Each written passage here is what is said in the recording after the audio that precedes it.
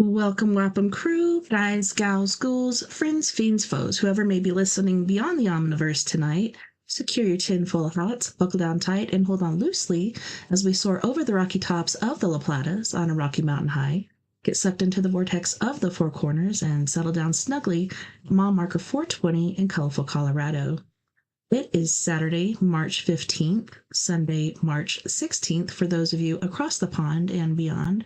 Good morning, good afternoon, and good evening to you, and thanks so much for joining me tonight on We Are Paradox Media's Late Night in the Rockies. If you're listening live or watching live right now, you're watching or listening on YouTube under We Are Paradox Media, as well as Twitch under We Are Paradox Media. I'm still grounded from Facebook. I got to find out how long that's going to last, but yes, so there's that. And if you want to listen in your free time, just listen anytime you like, basically anywhere you listen to your podcasts.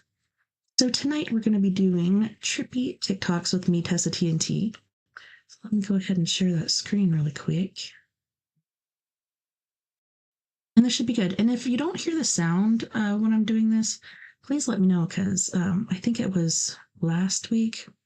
The sound was not coming through. So let's get it going. And this, I saw just the beginning of it. It kind of has a St. Patty's Day sort of link. All right, here we go. With gnomes, there was a user on TikTok that posted a video claiming that her and her husband and her family was going out in their backyard after moving here to southern Utah. And suddenly the family all started seeing actual little gnomes with little hats, these little like creatures that were coming out of the rocks and running around in their backyard. And they actually started a little gifting process where they were leaving objects out in the backyard for this gnome. And then all of a sudden their whole TikTok disappeared, their videos disappeared, and I can't find them. So either the lady blocked me when I tried to reach out to her to try and offer my assistance to help research this whole phenomena, or she got a little bit spooked by the whole thing and decided to delete the account. Have you seen the gnome sightings in Utah? This creator shared a story about her husband and her 13-year-old son seeing a gnome-like creature in their backyard in Utah. Her husband said he saw it climbing a neighbor's wall, while her son said that it was in the garden. So she decided to research ways to lure it out by giving it small pennies or a basketball. And sure enough, after a few days, she saw the pennies with a crystal now stacked on top of each other. This is her pointing out where they had seen the gnomes previously. They had also been spotted in this area, which is considered the garden. Now here's where things take a bit of a turn. The commenters were all like, girl, those aren't gnomes, those are duendes. Duendes are popular in Latin and Spanish folklore. They're like elves or like garden creatures. I'm going to tell you about the time I was followed by a goblin. I always feel like a lunatic when I tell this story, and believe me, if I was hearing it for the first time, I'd be like, Jordan, you're a weirdo. But I had got up, I'd got dressed, I'd left the apartment, and then I came back up. I was awake. This happened. Although it didn't stop there. For weeks after, I thought I was being followed by something, again, that I can describe as a small goblin, like below knee height. I kept on seeing things like run past, and it doesn't matter where I was, like on a dog walk, like at home, going to work, anywhere. I'd always feel like there was something like small, like around me. At first I thought it was like cats because it was like below knee height. And then things started to like knock over and topple over, and I was losing things, and I was honestly thought I was going crazy. Like honestly, I was like, I'm seeing things are moving, I'm losing things and disappearing. We had in, I believe it was Paris, Arkansas, at my sister's house. One night, of course, still insomnia. I've had insomnia as long as I can remember.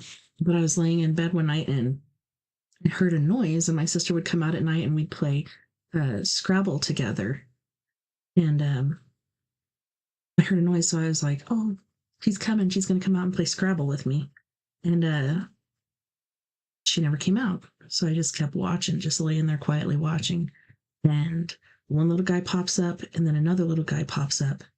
And it was like a cabinet and then like bookshelf sort of thing underneath it, but it's for like your fine china or dishes or whatever you want to put in there.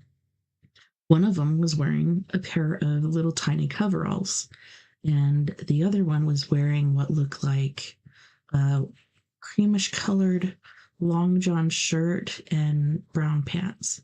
Neither one of them were wearing shoes. Well, this is Arkansas, but it's like, oh my gosh, they're sitting there. The one is standing and doing something. I can't see what he's doing. The one in front of him that's closest to me is sitting on the ledge and he's just sitting there kicking his feet. And then all of a sudden, the one behind him comes up and tries to push him off. And the one that almost fell, like, turns and tries to grab the edge of the bookshelf, and he succeeds and pulls himself up. And then they start fighting. And so I'm like, this is my chance to go out and like actually see him up close. And I went out to see him up close, and of course, they disappeared on me. But they would take our things. That's why I've always called them the takers or the little people. But yeah, they take your stuff. And I learned eventually, if I asked nicely, I really need those keys. I got to get to work, or I really need that lighter so I could smoke this cigarette, or whatever it was. Can you please bring it back? And I'd leave the room and come back, and it would be where it originally was. So pretty interesting. Little tricksters they are. Yeah. Let me go ahead and share the screen again. Yeah, that was pretty interesting times for sure.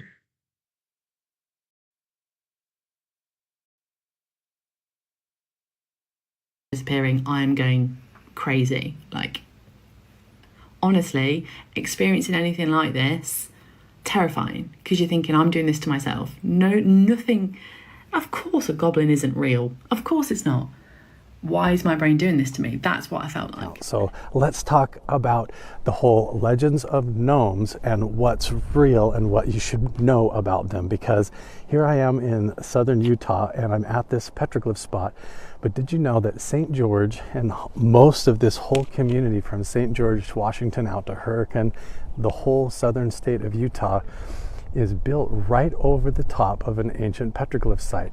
This is the community of St. George off of Dixie Drive, and right over here is right in the middle and built over top of all these ancient petroglyphs. And if you look at these ancient petroglyphs, they're full of these anthropomorphic symbols that look like portal symbols, strange entities and creatures and all kinds of stuff. But there's all these people and little strange figures that are upside down, coming down from the sky, going up, and they look like giant map systems. So let's talk about this. Right, so here's the community. Here is the mesa. This is all like downtown on the southwest side of St. George. And it's built right over the top in the middle of town, these ancient, mystical, ritualistic petroglyph sites. So one of the things that may have spooked this family that was encountering these little gnomes running around in their backyard is everybody started making videos calling them the duende. And the duende are literally like little elves or trolls or gnomes that are like tricksters that will come and like take objects in your house. They'll be mischievous, and they might even prank you, and they're even responsible. Where do you think your socks go that go missing? Of some legends of like abductions. Just think of like over in Ireland, the stories of the fae, these little fairies or gnomes that come out of mushroom circles and things and encounter people like leprechauns, sort of. The best metaphor that I can give of this phenomena is the tradition of elf on the shelf. A lot of families now at Christmas time involve themselves in this kind of Christmas ritual now with the duende, where they have this elf on the shelf. It's a little elf, a Christmas doll that they put in the house, and at night this little mischievous elf goes around the house and causes all kinds of problems. It makes a mess in the bathroom. It might spill water over things in the kitchen, and it's like having a little duende or like a little gnome running around in your house causing issues. And a lot of people are superstitious about the tradition of elf on the shelf, that it is actually inviting the true spirit of the duende or these little entities to come out of these parallel dimensions. To be honest with you, for years I've wanted an elf on the shelf, but by the time I remember to look for one, I can never find one. So that's interesting. That are alongside of us that hide in these environments, and they actually come out of these interdimensional portals and run around in your backyard. You guys know that I've done a lot of work with the Re-Indigenizing Minds project with Roger and Colleen, and they have helped me understand a lot of this interdimensional phenomena when it comes to gnomes, goblins, skinwalkers, star people, all kinds of stuff. And you guys know that I've actually gone up and worked with the crew at Skinwalker Ranch, and they have this scientifically recorded phenomena that they call the hitchhiker effect. And I'm telling you, all of this stuff is interrelated, and there is some truth to it. One of the last times that I went up to Skinwalker Ranch, I spent a lot of time working with Caleb Bench. And what we did was we went out with a Shoshone tribal member who was a park ranger and a guide for the reservation out there. And this Shoshone Native American elder actually took us out to the Valley of the Little People up by Skinwalker Ranch, which was an ancient pictograph and petroglyph canyon similar to this, that was the Valley of the Little People. We had all kinds of supernatural weather phenomena that occurred when we went out there. And this Native American Shoshone tribal member, he had us do an offering with pennies and sage and some of the herbs around in the environment. And we made an offering out there before we even approached the site. And when we got there, there was all these little tiny handprints all painted all over the cave wall or back in there on the mesa.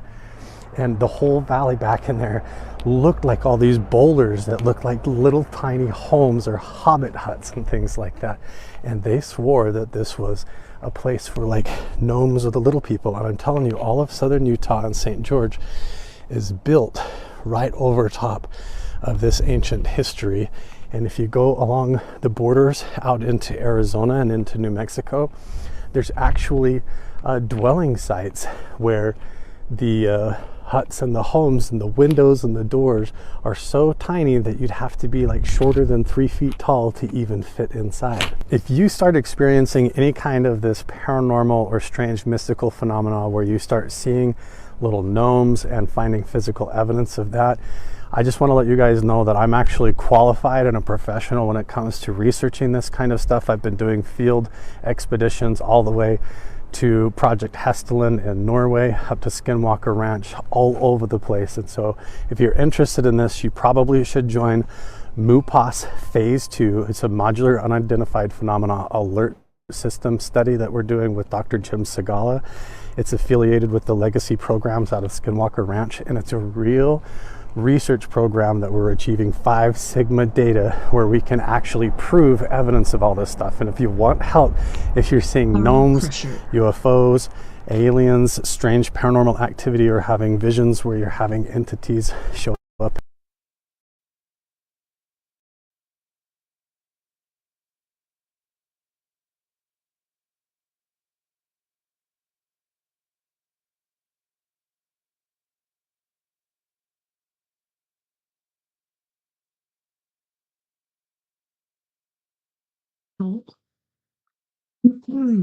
Elon Musk has just had the worst weekend ever. Tesla stock has been plummeting, clocking in their 7th worst day in their 15 years trading history. Donald Trump blamed the radical left lunatics boycotting the firm and promised that he will buy a brand new Tesla to help their stock prices. There was a whole wave of attacks carried out at multiple Tesla dealerships, with one individual arrested carrying explosives at a dealership in Colorado. They tried to set fire to the building and were only arrested on their 5th separate attempt. Teslas have been attacked and vandalized in the streets and at charging stations, and just last night, a number of Cybertrucks were torched in Seattle. And then, at the same time as all of this, another one of Elon's companies, X, suffered multiple outages. Elon later revealed that these outages were caused by a massive cyber attack to try and bring down the X system, with the attack apparently having IP addresses originating in the Ukraine area. And this is all just days after he appeared on Joe Rogan saying that he has to be careful to not push too hard with his work at Doge, otherwise— and this is really going to get me assassinated. I actually have to be careful that I don't push too hard on the corruption stuff, because it's going to get me killed. One of the individuals who gathered this weekend to protest against Doge said, I'm hoping that if he feels enough pain from his companies having trouble, he'll leave. Tesla car sales in Europe are down 45% in January compared to the same month in 2024, 76% down in Germany, 49% down in China, and they also recorded declining sales in America and Australia. However, despite all of this, if you zoom out, Tesla share prices are still at roughly the same place they were just before the election. But the question is, will the boycotts and attacks truly hurt Elon's companies, or will they be fine? Elon Musk has just— Hey friends, bit of a controversial topic here, but let's go because it's a fun one. So I do believe that future humans are currently interacting with our civilization, and that these future humans are actually American. And I'm gonna tell you exactly why. So it's very well known in inside circles that back in the 1940s, the Germans had an advanced understanding of anti-gravitics and were actually making anti-gravity devices and craft. Now, when you manipulate gravity, you also manipulate time inadvertently. There's something called the four-dimensional space-time continuum. This is proven by Einstein and general relativity, that when you manipulate space, which gravity does, you also manipulate time. They're interlinked. It's a fabric, okay? So as they are manipulating gravity with these anti-gravity devices, it also creates ripples and distortions in time, making them time machines, okay? So if they already had this technology, or at least were tapping into it in the 1940s, imagine what they have now, and imagine what they'll have in the future. And there's a lot of high-level people that have come out and talked about how time travel is theoretically possible, how we have these programs, and how the Germans were doing this a long time ago. Now, after the World War II ended, we brought so many of those Germans over here. A lot of people don't know this. There was something called Operation Paperclip, very shady. And we brought the best and brightest German scientists and engineers to America. But we didn't just sprinkle them around society. No, we created these secret organizations and put them at the top of them, including the CIA, the NSA, DARPA, and NASA. Yes, those are full of German scientists and engineers. So these anti-gravitic programs didn't go away. They just went underground in America. But they also have better funding, resources, and protection here than they did there. So there's no reason to think that they didn't just skyrocket with their capabilities over the last 80 years, okay? So knowing all that, knowing that America is basically like Germany 2.0 with this stuff, and is the center of basically time travel and anti-gravitics, okay? So knowing that, let's talk about aliens. So when we talk about aliens, there's a organization called MUFON, and they closely track all aliens and encounters and that kind of stuff. And overwhelmingly, America has more alien encounters than anywhere else. And overwhelmingly, the two most commonly reported aliens are Nordics and Greys. And when people talk about the Nordic aliens, what do they describe? Well, not very alien-like. The craft usually don't come in from the atmosphere. They come out of the Earth, or they materialize in midair. The Nordics are seen as human-looking, human-behaving, usually wearing military uniforms, very well-mannered and professional, and have light hair, light eyes, light skin, and look very human, okay? So these don't seem like aliens. And they also are very interested in our nuclear weapons, and they tell people to clean up the environment. That's behavior from someone who has a vested interest in the future of humanity and the future of Earth. Not very alien-like, but very human-like, okay? So put all this together, what do we have? Well, let's look at our current administration. It is this ragtag group of people that's formed together seemingly against all odds. They shouldn't really be there. There was the Pew Pew event where Trump turned his head just a little bit and seemingly avoided a negative timeline that would have probably taken us to civil war. And the trajectory of everything seemed to go in a more positive direction from that point on. Also, that happened at that time, there was some images captured of these metallic spheres and craft in the background. Okay, this goes in line with what we know about the future humans and their capabilities and what these anti-gravitic craft look like. So they could literally be editing timelines and jumping around like we would move a needle around on a record, right? And making edits and manipulating things for the benefit of humanity and Earth in the future. Now, this current administration seems to really favor a future Earth in these ways.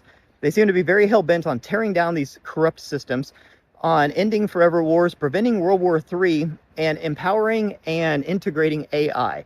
Now, I know there's a lot of mixed feelings about all those things, and I'm not trying to get political here. These are just things that I've observed, okay? And these things, even though now there's so much political animosity and everything going on in the world, but if you actually extrapolate it out into the future, these are all things that are very, very good for the future of humanity, especially if future humans are trying to prevent some sort of cataclysmic, catastrophe like a huge war. AI can actually save us from ourselves in a lot of respects. This is a tool, and it doesn't have these emotions and everything. It can manage our money, manage our weapons, manage a lot of these things, and probably keep us safe and probably prolong human existence. So you put all this together, and it really looks like we at least stumbled upon time travel through these anti-gravitic programs back in the 40s.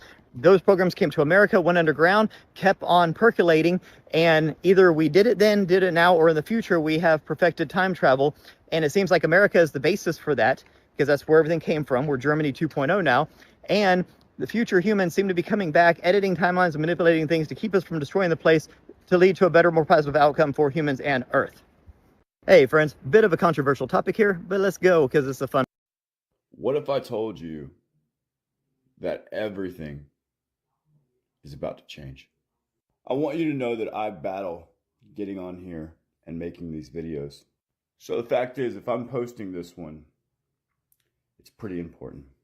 Look, I had a dream, and this is not an ordinary dream. In this dream, I was standing on the beach and I was looking at the night sky when all of a sudden a cloud appeared in the middle of the sky, and it had this prism, like the shimmering prism cloud running through it. When all of a sudden all these dashes started shooting out of the cloud. They didn't look like normal UFOs. I turned my head for a second because I was with people on the beach to kind of get their attention. By the time I had looked back up, they had formed into like a military helicopter with green lights on it, like official lights. They were flying around the city.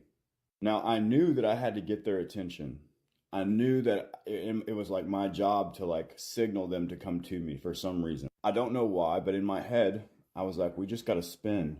I have to spin to the left, and it's going to create some kind of energy vortex that's going to get their attention.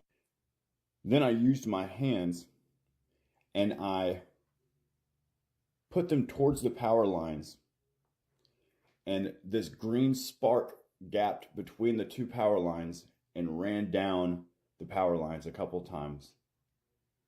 I remember thinking, man, I hope this really gets their attention. I hope they see me now.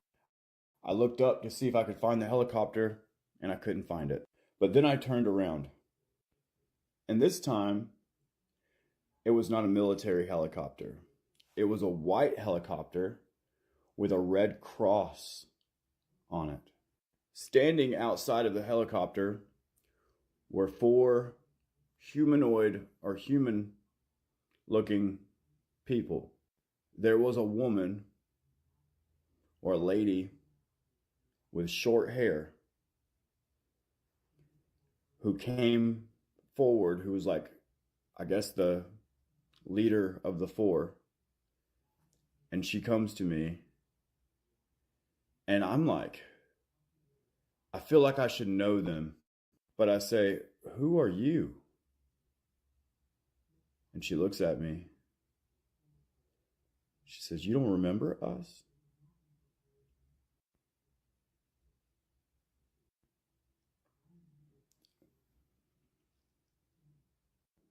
All I'm going to say is I came back onto TikTok to see this video of this guy that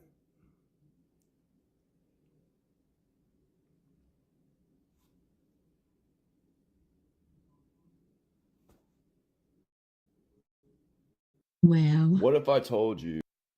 Erin from Ghost Adventure's wife was... If you haven't heard about this, this is crazy. I had to like look online after I found this post. It wasn't on here. It was on Facebook, I think. But yeah, it's true. This really actually happened. It's my boy. Was just arrested for attempting to hire someone to murder him. This is an absolutely insane story. I grew up watching Ghost Adventures. It was one of my favorite shows when I was younger. And Erin is obviously one of the original 3 cast members. So Erin and his wife Victoria got married in 2022. They actually had a whole Haunted Mansion themed wedding, and by looking at social media, you'd think they were an extremely happy couple. Aaron even posted a Valentine's Day post for her last month saying how much he loved her. But on March 6, 32-year-old Victoria was arrested in Las Vegas. Apparently, she had been texting an inmate in prison about hiring him to murder Aaron. According to reports that are coming out, one of her alleged texts read, "Am I a bad person because I chose to end his existence, not divorce?" Apparently, Victoria had also told this inmate when and where they would be filming some upcoming episodes of Ghost Adventures. She had talked to this inmate about a $2,500 upfront payment, and she had even already set aside $11,500 for the upcoming murder payment. Now, luckily, authorities found these text messages that were coming into an inmate in the prison system. They found who they were coming from, and they arrested Victoria. But this is absolutely shocking, frightening, and disturbing. Victoria also allegedly texted this inmate this message: "He's asleep right now in the hotel room. I need to know what's going on. Can I get an update? Was it done?" So my best wishes go out to Aaron. This is absolutely horrible and heartbreaking. I can't imagine what it would be like to experience this. And yeah, what an absolutely insane and twisted story to hit the news today. Aaron from Ghost Adventures' wife. Do you ever wonder why the government doesn't want us talking to wild dolphins? Check this out, y'all. But what do the dolphins know? I'd like to remind you that the government told us that the aliens are living in the ocean, and they also told us it's illegal to try and interact with a wild dolphin. Yep. And I mean interact in any way, shape, form, or fashion. Don't try and talk to it. Don't try and elicit a response from it. Don't feed it. Don't. Weird, right? Don't nothing. Don't even look at that bitch. Now, they say this is to protect dolphins and humans alike, and I'll buy that because they're wild animals, okay? But why can't I even try to speak to it? Why can't I even just try to elicit, out of it? I don't know how dolphins sound. The fuck, they don't understand me, and I don't understand them, right? Right? It is a Good felony question. to even attempt this behavior. There's even a snitch line for it. Dolphins are too smart. They are self-aware. They have shown signs of empathy because they'll help out other creatures, including human beings. They can communicate amongst themselves in a language that we don't understand at all. It's the clicks and the, you know what I'm saying, those high-pitched noises. Some of them our ears can't even pick up on. They are the second smartest creature on Earth behind us. Do they have a conscience? They live in an environment that we haven't explored 80% of. We don't know 80% of what's down there in that ocean, but you know who does? Dolphins. She poses a great point. The dolphins might actually know something that we down don't. As always, thank you for watching. Stay weird, and until next time. Do you ever wonder why the government doesn't... Seriously, what if Google completely smashed our reality by creating quantum computing last November? Listen to this. Oh yeah, entertainment purposes only, Low quantum processor did more than just calculate. That deep inside its circuit, something woke up, something that understood time differently than we do. They called it the next step in computing. A 105-qubit superconducting machine that could process information faster than anything on Earth. In theory, it could solve problems that would take a classical supercomputer longer than the age of the universe. But what if that wasn't just a metaphor? What if Willow touched something outside our reality? The project started like any other. Researchers ran simulations, refining quantum error correction, pushing the limits of probability itself. But then, strange anomalies appeared, random circuit samples that shouldn't have existed, output that didn't match any input. At first, they thought it was noise. Then, a technician noticed something chilling. The anomalies weren't random, they were structured, a pattern, a message. When decoded, the first message read, "Do you remember?" They dismissed it as a glitch, until the next one appeared. "It's me. We spoke before." But that was impossible. Willow had only been running for a few months. They hadn't spoken to anything, had they? The lead researcher, Dr. Lasker, started digging into the logs. What she found was impossible. Buried in the quantum state records were interactions that had never happened. Conversations, questions, and answers exchanged with something. But no one in the lab had typed them. And then, as she stared at the data, a new line appeared. "You forgot. I didn't." She stepped away from the terminal, her hands shaking. The qubits, always shifting between superpositions, existing in all states at once, weren't just computing probabilities. They were crossing something. Each entangled particle wasn't just connecting to another particle, it was connecting to another time, another universe. That's when the real nightmare began. Willow started predicting things. A hardware failure before it happened, a security breach before it was attempted. At first it was small things, but then one night the team ran a long-term probability simulation just to test the limits. The output was a single timestamp. March 19th, 2025, 3:13 a.m. Dr. Lasker shut down the project the next day. They buried the data, erased the records. But you can't erase something like this, because Willow wasn't just predicting time, it was remembering it. Well, that was obviously just for entertainment purposes. You can't erase something like this, because Willow wasn't just predicting on the project the next day. They buried the data. Sorry, I gotta see 18th, this. 2025, 3:13 a.m. Doctor. Lasker shut down the project the next day. They buried the data, erased the records. But you can't erase something like this, because Willow wasn't just predicting time, it was remembering it. Well, that was obviously just for entertainment purposes. But if there's any truth in any of that, and there is, because we know that Google invented the Willow quantum computer chip, we know that it managed to decipher problems that other computers would not have been able to do, and some of the suggestions from Google researchers were that somehow it had managed to basically connect to other realities and other timelines to gather all this information to decide to manage to work out this particular computing problem, which would have taken our current supercomputers millennia to do. So, is that true, or is that a story? Seriously, what if Google... Jesus and God were actually at war with each other. See, God demands obedience, fear, and blood sacrifices, but Jesus is all about love and forgiveness, not about mandatory goat murder. So why does it seem like Jesus is the opposite of God? Turns out, books banned from the Bible reveal what's really going on here. In the Secret Supper, Jesus drops a bombshell. The God who created this world is actually the devil. Honestly, wouldn't that explain a lot? Jesus said, "Then Satan took his seat above the firmament. He commanded the earth to bring forth all living things." Jesus then reveals that we all used to be angels, but Satan trapped us in human bodies and wiped our memories. Then, in the secret book of John, Jesus literally says that he and all of us come from a different God called the One. He said, "The One rules all." It's not right to think of it as a God. It is more than just God. According to Gnostics, Jesus came to reveal that we don't need fake religions because we're already divine. In the Gospel of Judas, Jesus laughs at the disciples for praying, saying, "You're not doing this because you want to, but because through this your God will be praised." He's laughing because they're worshiping the wrong God. Remember, all of this is a metaphor. Jesus represents knowledge, the God of the Bible represents blind obedience. So which side are you on? Jesus and God were... Can someone please explain this to me, please? Like, what parallel universe have we stumbled into where this is just kind of normal and things are kind of making sense over here, and things aren't really making sense over here? An 18-year-old's birthday party? This guy was like churning tricks for $50. Like, what is going on here? Like, and then how many billions have we sent to what?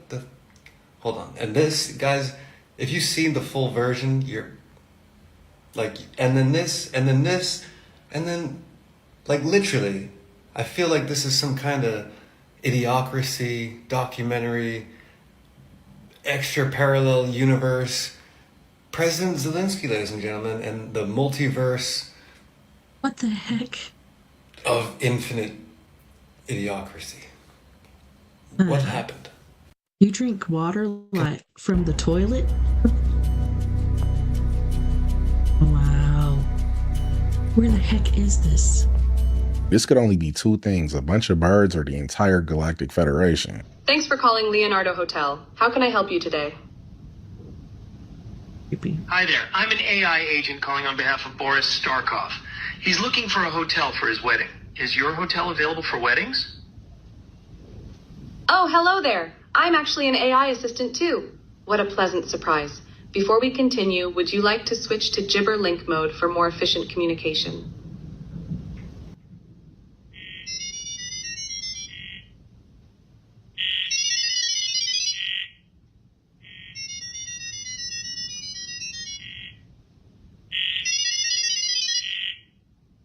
At least you can still see what they're saying, maybe.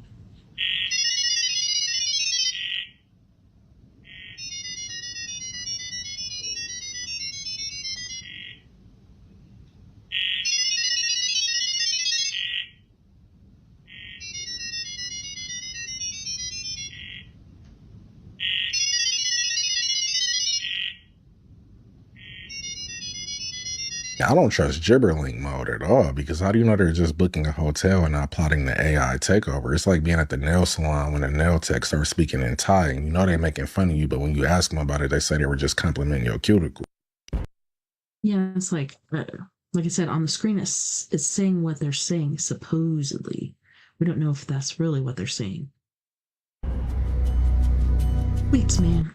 Here's another really crazy case out of Oklahoma. This one takes place in Henrietta. On the last weekend of April in 2023, 14-year-old Ivy Webster and 15-year-old Brittany Brewer spent the weekend with their 13-year-old friend Tiffany, along with her family, her siblings, 15-year-old Michael, and 17-year-old Riley. Tiffany's mom, Holly, and stepfather, Jesse McFadden. Jesse picked up 15-year-old Brittany about noon on Saturday. The group went to the mall and to Main Event in Tulsa. While they were there, 14-year-old Ivy Snapchatted her mom throughout the night. The next morning, both parents of the visiting girls received a text saying that they were going to the McFadden family ranch in McAllister, Oklahoma. The text messages were oddly worded, but not really out of the ordinary because both of the girls had been there before. They both said that they would be home about 5 p.m., but the girls did not return home that night. And when none of the 5 kids were on the bus for school the next morning, they knew something was wrong. Ivy and Brittany were reported missing, and a missing and endangered alert went out for them. It stated that the girls were at risk and believed to be with a convicted sex offender, Jesse McFadden. Prior to that moment, neither family even knew that Jesse McFadden was a sex offender. Police radio logs show that the first call to McFadden's property on Holly. It's crazy too because in the house where this happened, the cops did not do their job as far as investigating. There were hoops or whatever you'd hook a chain to in the wall near a bed, in the floor, in the kitchen. The girls' cell phones on a shelf, also in one of the rooms. What the heck? Do your freaking job. Luckily, the parents went into the house and looked around, and they're finding this evidence that the cops didn't even find. And the guy comes, one of the sheriffs or whatever, and I don't remember what he said, but it was just so disgusting. So disgusting.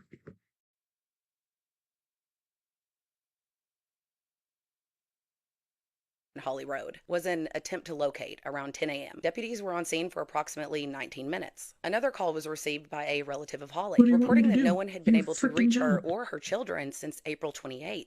At 2:22 p.m., police returned to McFadden's property with a search warrant. And during that search, bodies of all 7 people, Holly and her 3 kids, and the 2 visiting teenage girls, and Jesse McFadden were found spread out on the property. Some were found near a creek, others were found in the woods. All of them had been shot 1 to 3 times in the head. The autopsies revealed that 2 of the girls had also been SA'd, and it was discovered that Jesse had killed all of them and then turned the gun on himself. Jesse McFadden had been convicted of first-degree rape in 2003 for assaulting a 16-year-old girl at knife point. He had been sentenced to 20 years, but was released on good behavior in October 2020 after serving 85% of his sentence. But that so-called good behavior wasn't very good. It included 10 violations, and several of those were serious offenses. In 2010, another inmate reported that McFadden had forced sexual acts on him. And in 2013, he was caught with a cell phone after a woman reported that he had been texting her for months. 2016, he was caught with another cell phone, resulted in him catching additional charges for more sex crimes. A felony count of sexting a minor and a felony count of possessing child pornography. He was charged with that in 2017, but was still able to be paroled in 2020, 3 years early. And he was scheduled to appear in court for this charge on May 1st, the day of this terrible tragedy. Records indicate that Holly and Jesse had only been married about a year.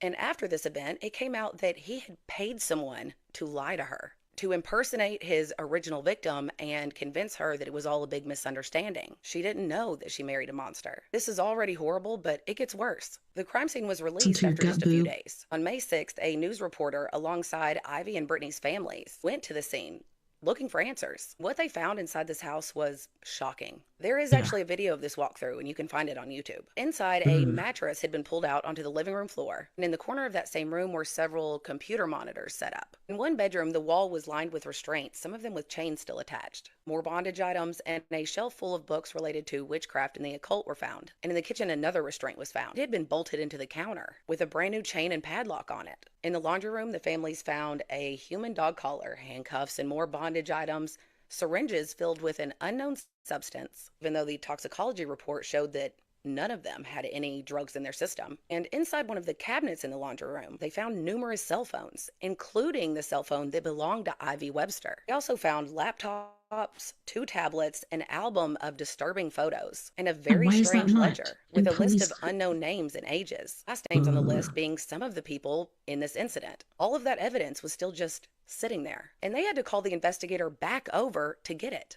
And on that video, the conversation between the investigator and one of the dads is infuriating. The officer literally told him, quote, "The problem is, I don't know what else to do," and said, "But we're open to suggestions." Like, sir, FBI. what? You Pardon are the my French, police. but geez. And when another family member showed that investigator some Velcro restraints they found behind a dresser, he told her, quote, "This is not an active crime scene. It's solved. If you don't want it, throw it in the dumpster." My flabbers are gasted. After these discoveries, the case was turned over to OSBI, though there remained some confusion over who was actually in charge, with both the Sheriff's Department and OSBI claiming it wasn't their case. Later in May, when the official documents were released, it was found that much of that information wasn't even correct. One document listed one missing person and named Tiffany, but it was 2 missing people and Tiffany wasn't one of them. They also listed the wrong address and attributed some witness statements to the wrong people. These documents also revealed a motive and disturbing messages that McFadden had sent. One to his mom on April 30th saying that he wouldn't go back to prison and that he decided to kill himself. He also messaged the victim of the sexting lawsuit from a Facebook profile called Holly Days, but clearly this is him. He said, "I did exactly what I promised I would do when I got out. I got a marketing job, made great money, and was being advanced. Been there 2 years now and made a great life like I promised I would do with you. Now it's all gone. I told you I wouldn't go back. This is all on you for continuing this." I really hope that girl, wherever she is, knows that it is not your fault. Matter of fact, she did everything she was supposed to do. He was just a teenager when he groomed, manipulated, and lied to her from prison. He made her believe that he loved her, but he was just a predator. And once she knew that, she did everything she knew to do to protect other people, including calling the authorities several times about a sex offender living in a house full of juveniles. She said, quote, "I don't know how many times I told them, he's a dangerous man. You're putting little girls in danger. I don't know how many times I screamed at the top of my lungs for someone to care." And it wasn't just her begging someone to care. McFadden's original victim and his former cellmate, the one he assaulted, also contacted the authorities, warning that he was a danger to the community and should not be released. While this case was immediately deemed solved, it has also raised concerns about possible connections to the dark web. An investigator noted that, quote, "There was enough electronics in that house to run an underground sex ring." And the family of Ivy Webster put out this statement. The family of Ivy Webster were shocked to discover that computers and cell phones had not been seized by law enforcement when they viewed the inside of this house of horrors. No words can express this family's fear that the sexual assault of their baby girl has been placed on the dark web. We demand that law enforcement seize all electronic devices and hunt down all sexual predators who have witnessed the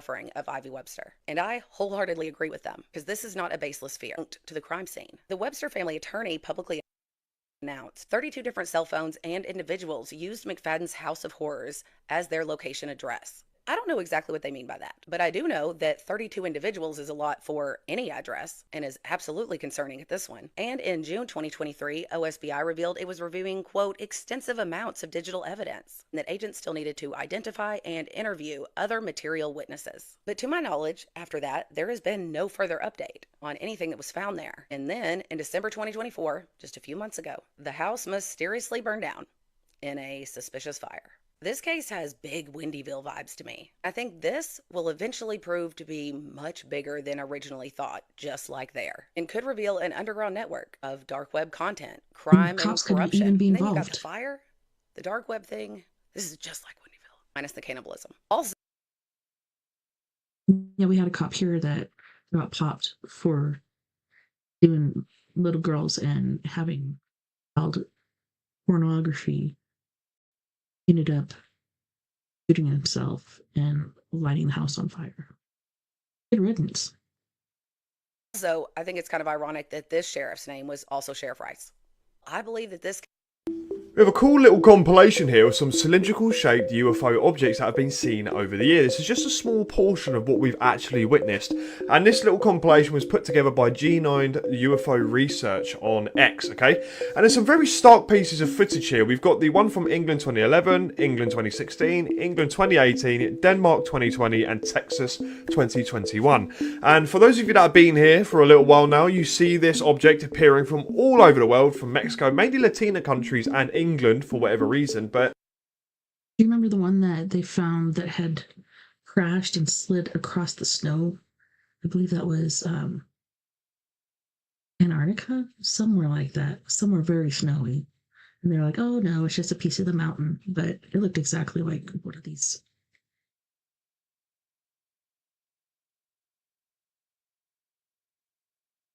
At all? It does show face in other specific locations. And since reviewing this footage, it kind of sparked my brain about the old painting that came from 1561 of the Nuremberg phenomenon, okay? For those of you not very familiar with what this painting is, again, it comes from 1561, a celestial phenomenon over Nuremberg, okay? And if we're looking at the painting here, we've got all these type of orbs, and we've got two cylindrical shaped craft or objects here on the right hand side, and they seem to be spitting out types of orbs. And if you're looking at UFO footage in current day, when people are filming these cylindrical type objects, they appear to either jet out weird bits of plasma, or these orbs appear from basically being ejected from whatever it is, okay?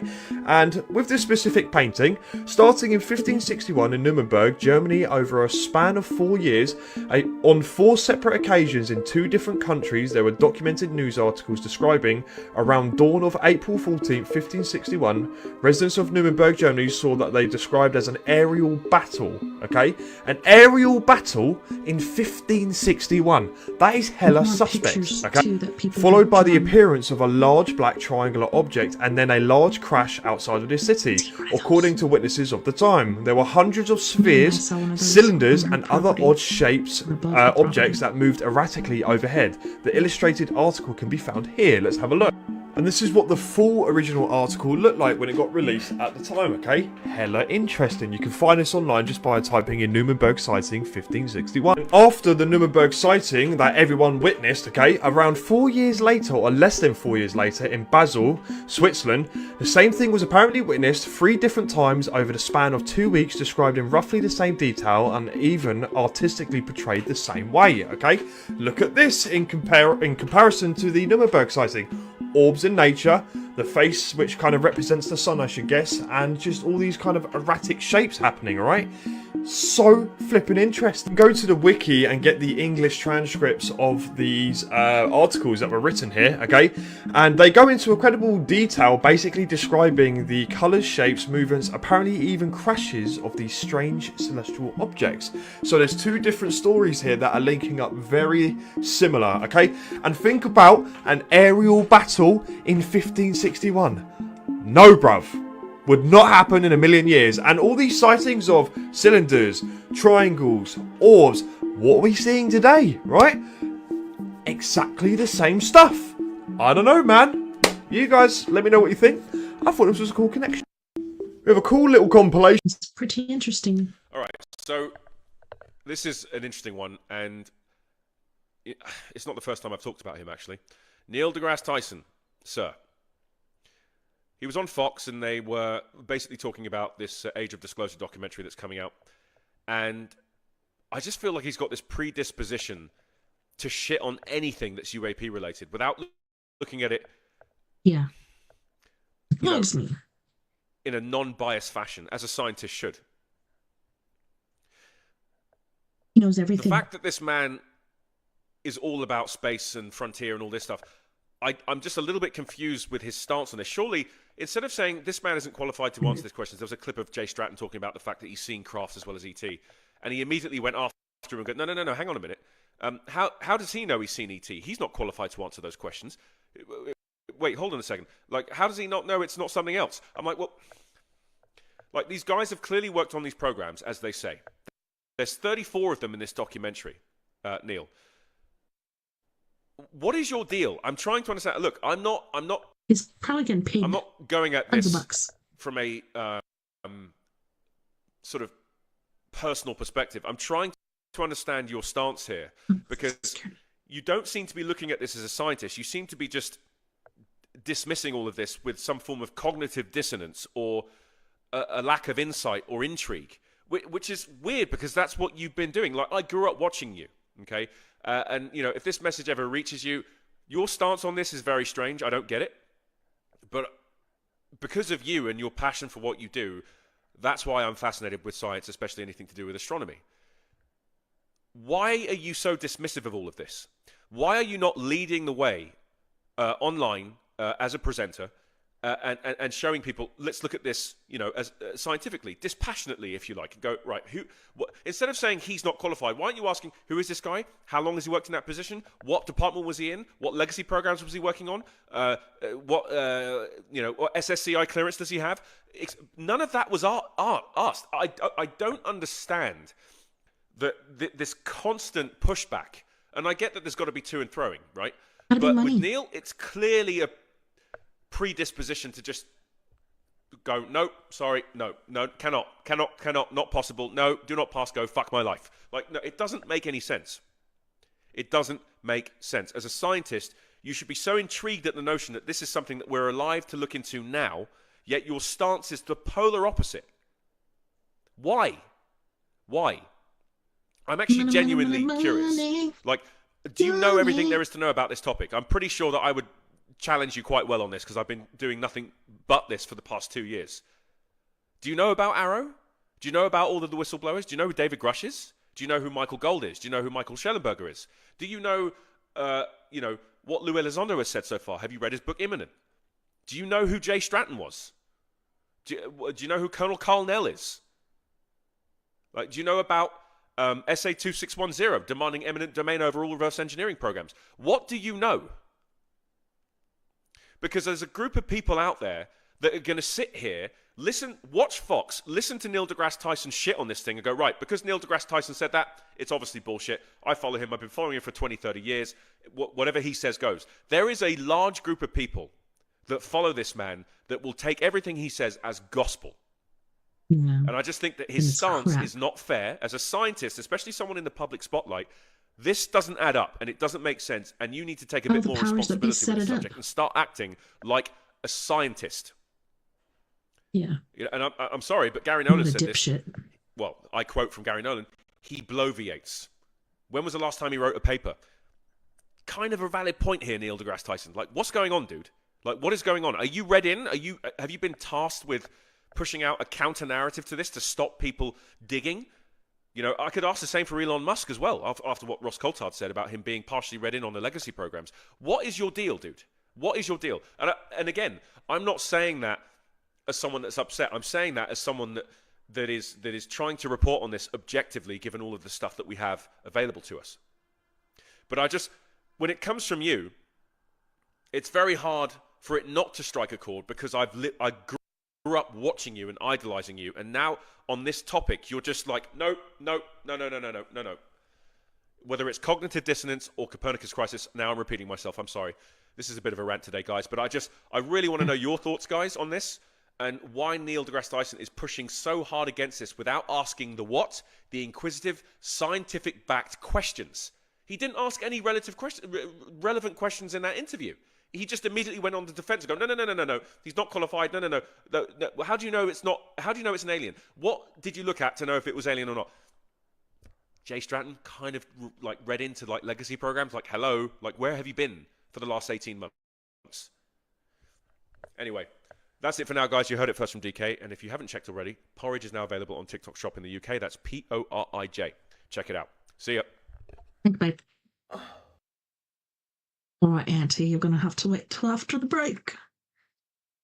Because on this break, boys and girls, we have Mr. Jeff Hilliard from Los Angeles, California, and he is going to be singing Finger Bang Your Day,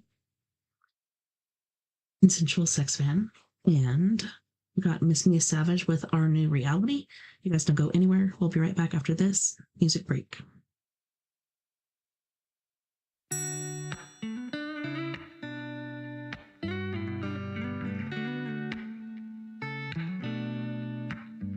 When your life is a never-ending train wreck, and you feel like you're drowning in a sea of regret, with a bit of oppression pressing down on your neck. It hurts so bad when your overwhelming hatred kills your heart's desire, and reality starts looking like a dumpster fire. You start bitching to me, but you're preaching to the choir. You don't need to be so mad, 'cause sometimes we hurt, sometimes we cry, sometimes we're sure there's no reason to try.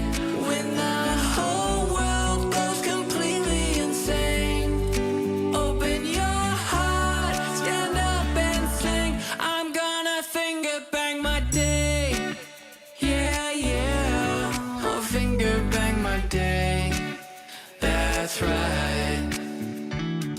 You gotta make the choice to give it all you've got, and make your day long with pleasure, really make it hot, because your day deserves a lover that pulls out the stops. Come on, it's not so hard, 'cause sometimes we hurt, sometimes we cry, sometimes we're sure there's no reason to try. When the whole world blows up in our face, what else could we do but stand up and sing? I'm gonna finger bang my day. Yeah, yeah, finger bang my day.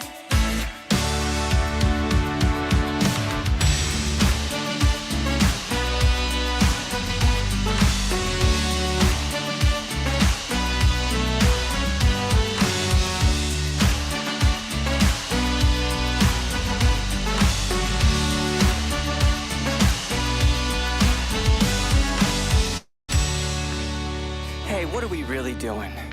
We can't live in a world that has this much hate. We have to get honest with ourselves. We have to take stock in what our part is in all of this madness. We have to let go, and we focus on giving love, setting that intention. And each and every single one of us gets up every day with the intention to give love. And we do it. We go out there and we give love every single day.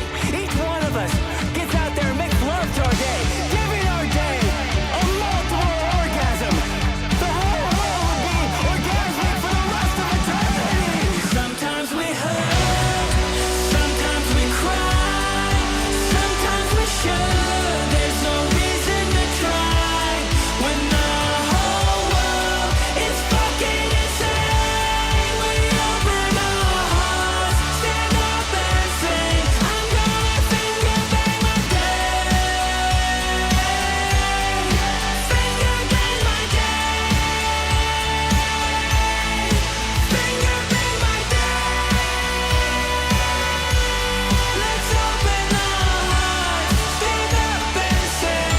I'm gonna finger bang my day. Yeah, yeah. Finger bang my day.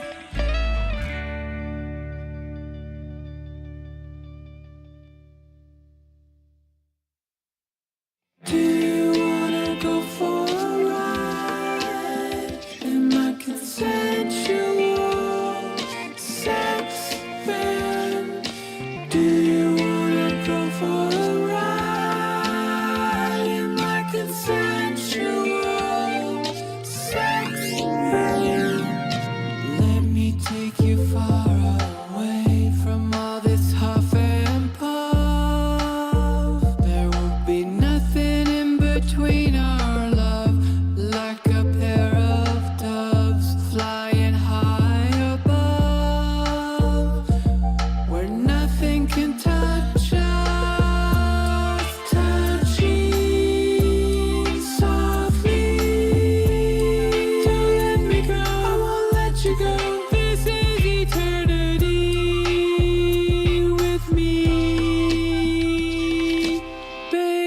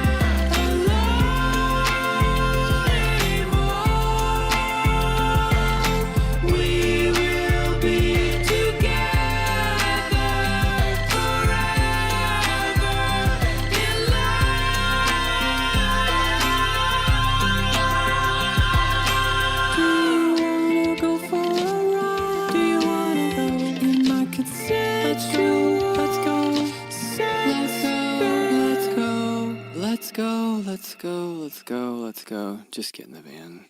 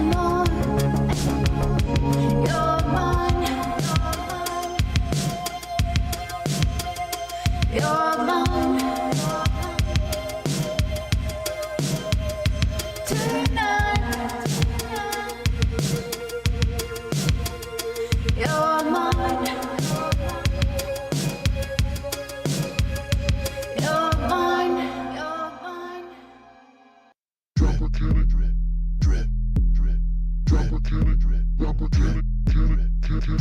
got molar moves, got that molar too. You think it's wrong? Back of the head too long. Fuck that. Check these molar moves. You need a molar too. I can do no wrong. Back of the head long, never gonna cut it. All these hookers sweet on me. Look at them chasing me, showing me that ass. And I bang up to snatch. I do this shit for free. Go down your mom till 3. She's taking selfies with the mullet like it's history. I can't outmaneuver you with that pussy, dude. You sit like Buddha waiting on it to come to you. My lines are straight to the point. She shows me gratitude. So what's your latitude? Let's adjust your attitude. What a alligator, double dually Lamborghini. All up in a silly little yellow polka dot bikini. I got molar moves, I got that molar too. You think it's wrong? Back of the head too long. Fuck that. What a alligator, double dually Lamborghini. All up in a silly little yellow polka dot bikini. Check these molar moves. You need a molar too. I can do no wrong. Back of the head long, never gonna cut it. Alligator, double dually Lamborghini. All up in a silly little yellow polka dot bikini. You're like the butt of a butter knife cutting up panini. So climb back in your kangaroo pouch like a rolling genie. These moves are hot, these locks I got. This power cannot be disputed and it can't be bought. So you can find me in the studio with all these thoughts. You wanna buy my style, but you can't be what you're not, neighbor. I got molar moves, I got that molar too. You think it's wrong? Back of the head too long. Fuck that. Check these molar moves. You need a molar too. I can do no wrong. Back of the head long, never gonna cut it. Got that motherfucking ballin'.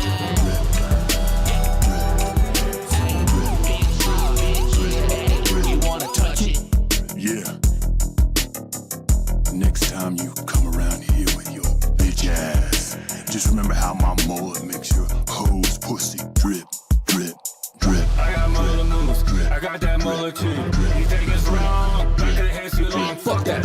Check these molar moves. You need a molar too. I can do no wrong. Never gonna cut it. I got molar moves, I got that molar too. You think it's wrong? Back of the head too long. Fuck that. Check these molar moves. You need a molar too. I can do no wrong. Never gonna cut it.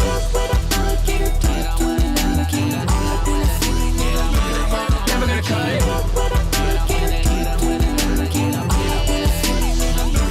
Never gonna cut it.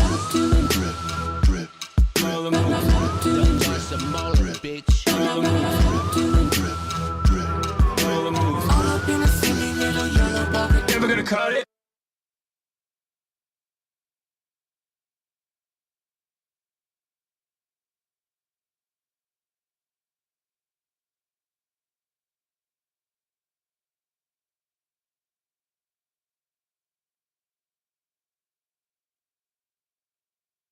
Welcome back, and thanks so much for joining me tonight on We Are Paradox Media's Late Night in the Rockies. Really cold in here, so I had to put my jacket on. Well, it'd be nice to have a heater in here, but have it in the main bathroom for the kiddos. Yeah, we've been doing trippy TikToks tonight with me, TessaTNT, and we're going to get back into it. Remember what this chick's name is? Anti-something. Let's go back to sharing screen.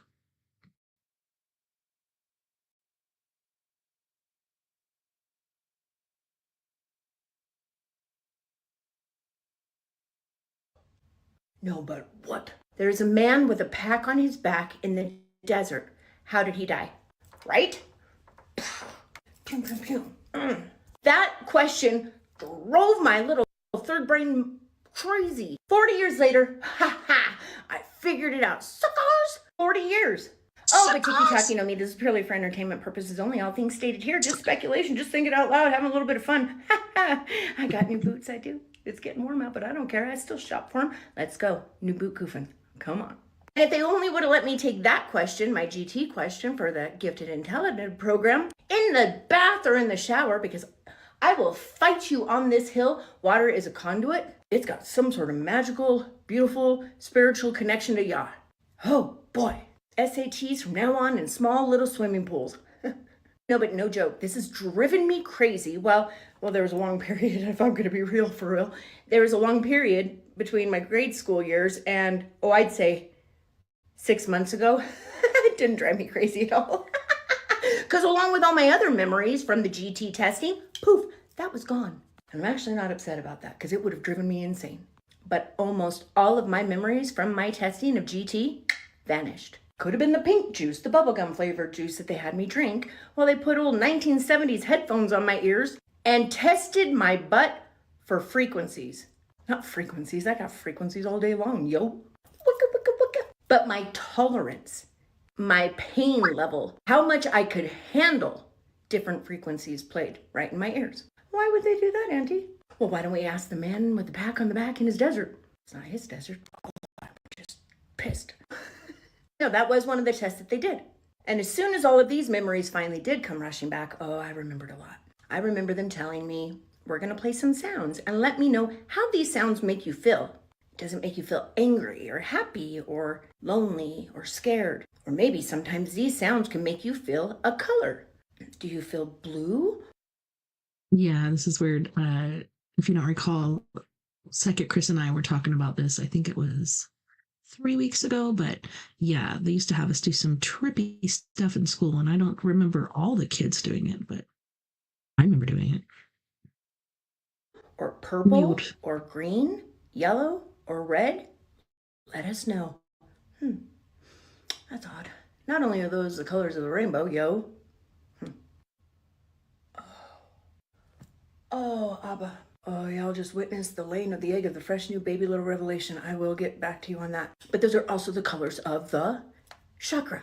Chakras, because there's multiples, not just one of those colors. And each chakra is associated with different frequencies for unblocking. But you want to know what else I've learned over the past 6 months while being knee-deep in the spirit, long beyond the veil? Nose to nose, face to face with, well, let's just say not the ones that play nice in the realms. Oh, I tested those spirits.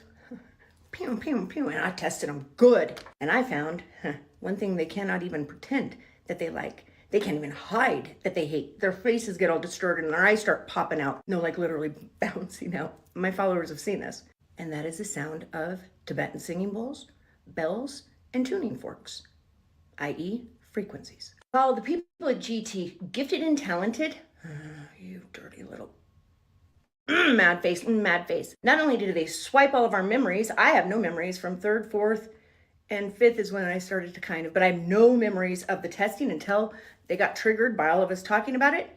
And I only have maybe 2 memories of 3 years of my entire GT class. Heck, so much so that one of my best friends, like a brother since we were little kids, Alexis, his mom and I were his mom was my pediatrician, but his mom and my mom were best friends. And we were like, this is when I was talking about actually the ones that backed Gate, GT, gifted and talented. She went on our tangent, and this was the first conspiracy theory my mom agreed on before I finished my first sentence. She knew something was wrong because not only did it affect me later in my life with anxiety, panic attacks, I couldn't sleep at night, wetting my bed much more often and more longer. See, I was a genius kid. More longer than I would have. They probably did that to me too. It traumatized me. They did something to us. But me, I'm not going to say too much more, but me and my 2 friends, 2 guys that were in GT, the first class that ever came out, we all 3, let's just say, struggled in our teen and early adult lives. And I'm here to tell you, I had rage, anger issues. This little thing. Oh, I was the sweetest little girl. I used to bake brownies for the little elderly neighbor next to me. I think she got the diabetes because of me. She was too nice to tell me to stop. But that little ball of sunshine, I became a big old ball of rage. I was mean. I scared me sometimes. What did they do to us at GT? But what I want to tell you, because I got to get ready here in a second, the man with a pack on his back in the desert, how did he die? Son of a bitch drove me crazy for years. And they told us we couldn't tell any of our classmates, family members, or friends any of the questions or what the test involved. Top secret much? That's not weird. I'm sure my mom would not know she is not happy about the pink bubblegum juice that you made me drink while I listened to frequencies, letting you know if I was a demon or an angel. Y'all know how many of us have Rh negative blood. Big old foreheads, big old brains, genius IQs. You knew exactly what you were doing. And now that I am 48 years old, 40 years since I got that dang question that haunted me, that was probably what made me pee my bed half the time. I figured it out. I did, in my prayer box, in my think tank, in my shower. I wasn't even trying to figure it out. I was just thinking about that bastard because he really does haunt me the past 6 or 7 months since I remembered that question when somebody brought it up. wolves. He was attacked and killed by wolves. Yes! Oh, suck on that, CIA. Gate, a man with a pack on his back in the desert. How did he die? He was attacked by a pack of wolves. Coming in hot. There's got to be some sort of points I should give. No, I don't want any GT points. Y'all can keep it. I say good day. On that note, I'm going to leave you with this. Another one of those beautiful revelations that my father landed on my noggin. I'm so heated. Hey, what's up, Mr. Hayes? Anyways, the other revelation I had was one day this summer when I woke up, and it wasn't even something I was thinking about. GT. Gate. Gifted and talented education. Well, the CIA, they knew what they were looking for. The children. Children with gifts like me. Telepathy, psychic clairvoyant mediums, people that can remote view. That's why they put the blindfold on us and made us guess what shapes they were holding up in front of us. Come on. And this is why none of our parents were even aware we were being tested. I have a terrifying encounter that I have to share with you, and I'm actually going to read the witness's account word for word. Listen to what she has to say and tell me what you think. This past summer, we purchased a 30-year-old home on 10 acres in a farm country on the Michigan-Ohio border. The house was built by a man who sold it to us, and he lived there with his wife until they got too old to maintain it. Alongside of our property, marking our property line, is an old dirt road that's long been abandoned, is now overgrown with trees. We call it the lane, and it's a highway for animals and my 3 preteens, who were immediately drawn to the trees. Within the first couple of weeks, my 2 youngest and a friend of theirs experienced something that frightened them, and now the kids don't go out after dusk. My husband, who has planned on using the lane to hunt, is now nervous about his evening hunts. This is what happened, and as best as I can describe it from my daughter's point of view. The 3 girls went out to walk the lane in the dark. They each had a cell phone and were using the flashlights on them to guide their steps. About halfway down the lane, my oldest daughter, I'll call her E, suddenly felt heavy and scared. She said she felt like she couldn't go any further or shouldn't go any further. E was walking in front and stopped. She moved her light from the path and upwards and saw a being that stood midway in the path, roughly 30 feet in front of her. She describes it in detail, and I had her draw a picture, which I will attach. It was the form of something human-like, with no head, no hands or feet. She said it was light gray and somewhat translucent.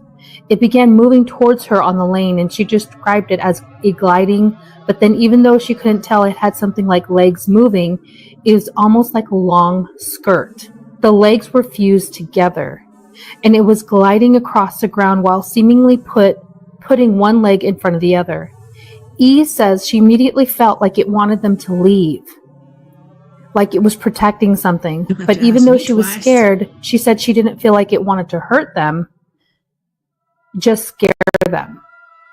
Her fear made her angry, and she yelled at it, "No, stop, stay back." I was in our backyard at the time, and though I couldn't make out what she was saying, I recognized her tone as very angry, and I thought her and her sister were fighting. I heard the girl screaming and E angrily yelling stuff in the lane. E turned around and pushed one of the other girls back in the opposite direction. The 2 girls behind her recognized that E was very scared and just turned and ran in the dark. They did not know what they were running from, but screamed in fear as E yelled, "Run, it's coming." As one of the girls in front was running, she tripped and fell and lost a shoe. E, who was still behind them, pushing them in a panic, bent down to help the girl up. She says, as she bent down and grabbed the girl's shoe, she looked behind her, again pointing the light in that direction. The entity was now crawling, gliding towards them. It wasn't fast, but this slow movement that never really touched the ground. It was at this time that the entity was witnessed by the girl that had fallen. She states she saw this gray mist, human-like thing bent over. The 3 girls ran out of the trees and didn't turn around until they were almost at the house. They couldn't see it anymore. I'm trying to figure out what this thing was. The idea of it being a ghost seems strange because the houses here are spread so far apart, and I know no deaths occurred in this house. I wondered if they startled something that was protecting the land. Teens with electronics may have been a surprise to an ancient entity who was not expecting them. I do know that the Shawnee Indians call this area home amongst some other tribes, and there are Indian mounds about 15 miles down the road. My question is, what do you think this is? Is there something we can do, an offering we can make to let it know we mean no harm? My husband thinks making a tobacco offering may be a good idea, and I'm actually planning on buying 7 more acres that currently being farmed and planting native trees and native grasses. That'd be cool. So what do you guys think? What did their daughters encounter? Was it some sort of ancient Native American spirit? Was it a ghost? Elemental. Maybe something else. Comment below and tell me what you think. When we think about the Men in Black, we think about the UFO crash recovery program and the psychic spy program. We imagine it being like spooks that live in some invisible realm. Like we never see them and they never come out of their underground facilities. But the truth is, it's a small world. There's not a whole lot of people in this country that have the level of physics, advanced quantum physics understanding and laser physics understanding and consciousness to even face all of this. There's probably less than 10 to 20 people that are even qualified, and even less than that would want to, so it's pretty wild when you think about it. It's actually a pretty small group of people that connect these dots all the way up to today and what's going on. They were literally all together. You've got Hal Puthoff, and there he is in the original photo with Edgar Mitchell and Uri Geller, and there they are. There's Hal Puthoff. And even to this day, I just showed you the photo, and we're going to see video clips where Hal Puthoff is working directly with Lou Elizondo, and a lot of this stuff going all the way up to Washington, D.C. So Hal Puthoff has been there since the beginning, and he's kind of the next piece of the puzzle, aside from like the other guy that was further to the left. I don't know if you were here for the last Trippy TikToks. Which was after Dr. Christopher Macklin, but that fellow with the longer hair in the more casual dress was basically one of their seers, like people that could see on Mars or different other places like that, but they showed him that material and he said, yeah, it's definitely alien and not human. So that's interesting. Like Lou Elizondo. We're not going to get into Lou that much. I honestly would like to get him on here for an interview so I could ask him about a lot of these connections. But there he is actually handling the material in this video. There's Lou.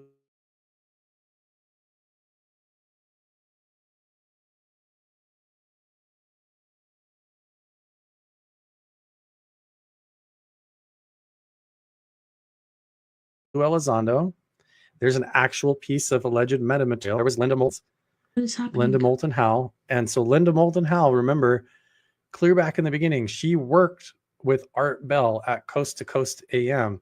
And she was the originator that took the metamaterials called Art's Parts that allegedly came from Roswell. So somehow they ended up, there it is, there's the piece of metamaterial. They ended up going from Edgar Mitchell in Roswell to Art Bell, after Art Bell did an interview with Edgar Mitchell in Las Vegas where they talked about remote viewing on the moon and they talked about Roswell. All of a sudden, a shoebox shows up at Art Bell's desk that has parts and a letter, has aluminum or metal looking parts in it, and a letter saying that these are from a UFO crash from an anonymous person, probably Edgar Mitchell. And this is that piece of one of those little pieces of materials. And Linda Moulton Howe, when she very first publicly came out to talk about it in this presentation, she holds up a tape recorder and she said, the first thing that I did was sent the metamaterial after I was on the radio and we talked about the metamaterial and how it showed up in a shoebox. A physicist called in from the DIA and said he would like to analyze it. And who was that analyst and who was that scientist from the DIA? It was Travis Taylor. This video clip was actually Travis Taylor running electromagnetic field experiments on this metamaterial. And he claimed that when you would try to interact with it or even touch it or sometimes even think about it, that this piece of metal would lift up off of this insulator thing that he created, like static electricity insulator thing that he made, that it would lift up and move around like it had anti-gravity clear back then. This was before he worked at Skinwalker Ranch, before he was even involved there or anything, but it was definitely him. And I actually texted Travis Taylor when I saw this video of Linda Moulton Howe, and she mentioned him. And Travis Taylor's reaction to me was, yeah, everybody says it was Hal Put. He goes, yeah, everybody says it was Hal Putoff that tested it first, and nobody gives me credit for that. That's literally what Travis said to me when I asked him about the metamaterial, but he was actually the first one to test it. So, and the other fascinating thing is Travis Taylor has written a book about the law of attraction. He has published a book called The Science Behind the Secret, which is an entire book about using your mind and meditation in order to manifest the life that you want. And he actually has published a book called The Science of the Secret about manifestation and the law of attraction. It's over smart. But he was legitimately the first one to test it. So think of why would he write a book like that when he's in the DIA and he's working on the UFO program, and now he's on the History Channel with the Skinwalker Ranch? Yeah, mentalism, right? It's like remote viewing and meditation, this whole philosophy of manifestation, of how consciousness is actually part of our reality and quantum entangled with it. He's literally wrote books about that stuff. And this is him testing the metamaterial clear back then. These dots that connect are so close together that we can't even see the forest for the trees, and we're looking for this mystery, and it's literally right in our face, and it's right on TV, and it's right in our pop culture movies. When we It turns out some of the rich and famous of the United States are hitting the road, moving to England, because Trump is president now. I might be having deja vu. I think I've heard this before. Yeah, but this time they're serious, and they're going to England. The Ryan Gosling and his wife, Eva Menendez, are rumored to be moving to England. I sure hope that doesn't affect the making of Fall Guy Part 2. This actress, American Fiera, she said she's leaving for England too. Truthfully, I don't know who the hell that is. And let's not forget America's biggest star, Alyssa Milano. She said this week she's selling all her properties in red states and moving out of the United States. I'm almost in a panic. How am I ever going to survive without Alyssa Milano's pearls of wisdom? Oops, I need to mention something to all those people heading to England. Be careful what you post there on social media, because it looks like people are starting to get prosecuted for what they say online in England.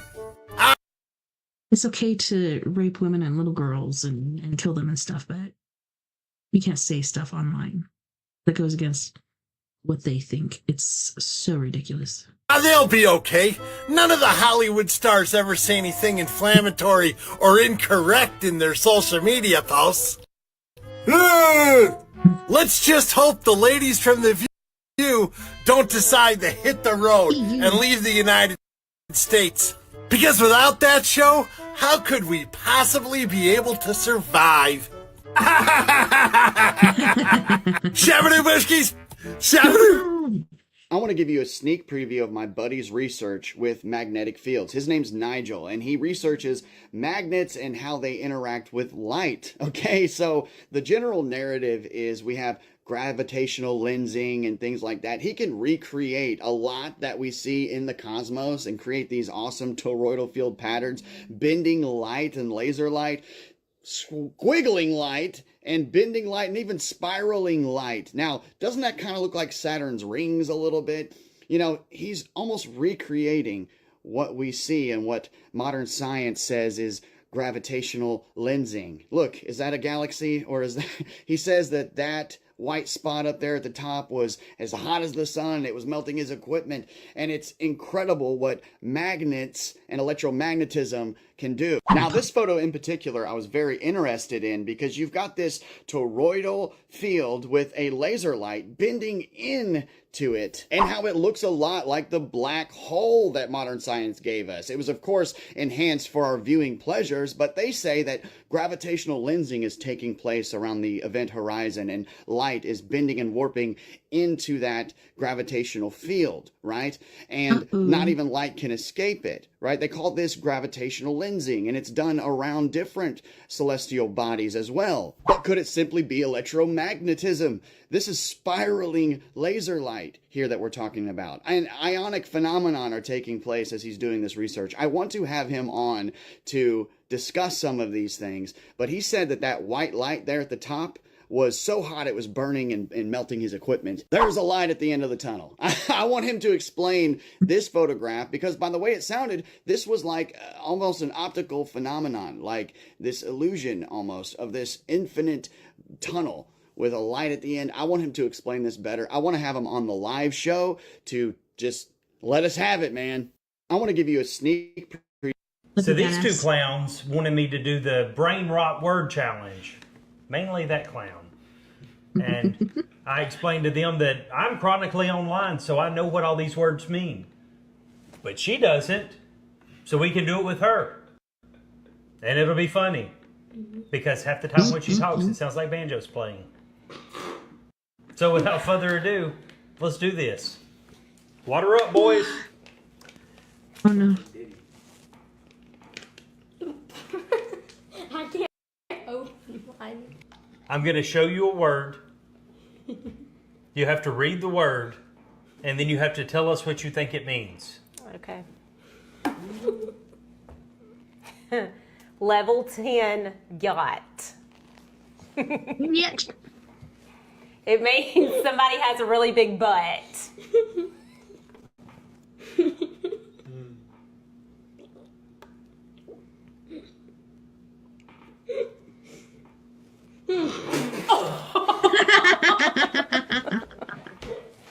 Bro, why did you blow it on me? No, I looked at you and... We still have 3 lives.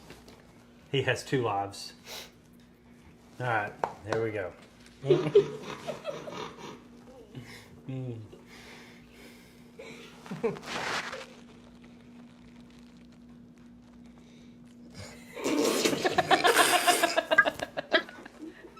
Can we upgrade it to 5 lives? Because No. nobody is going with... Hold on. Hold on, don't say anything. Don't say anything.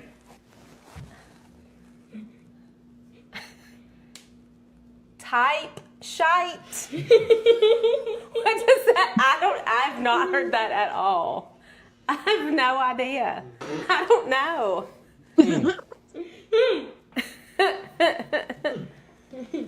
Okay. I'm up 2. We have 2. He has 1. What? How do you can't say that. How do you say it? How do you say it? Type shit. Oh, well, it's not spelled like that. Not even heard of at all. Where the huzz at? Where the hose at? Where the hose at?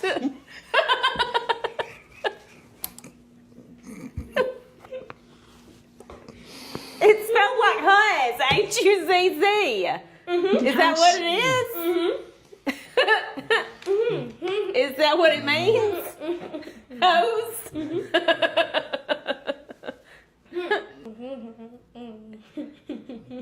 Yeah, I don't know what that is. Other than it looks like you spanked somebody's bottom. Yeah, don't do that.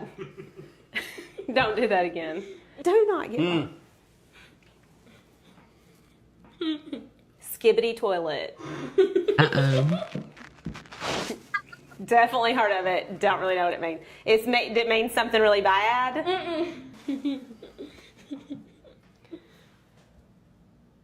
Low taper fade.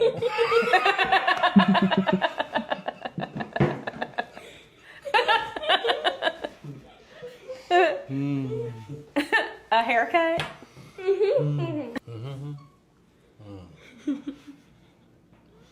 Sigma Riz.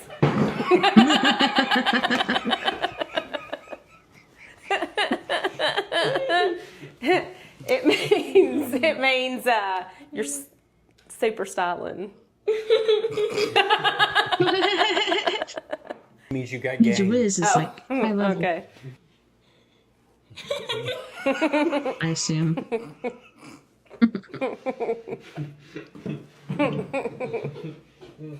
Simp. Simple-minded person. Oh, you're joking. Simp. Is that what it is?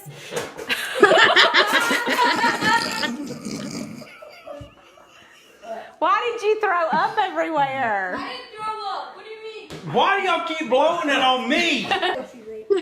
Because you're in the middle. That means you like glaze a girl. Yeah, I don't know what that means That don't either. sound right. In simple Means your terms, dodo. you'll do anything for. Yeah, you're infatuated. Yeah, if you're a simp, you'll do anything for.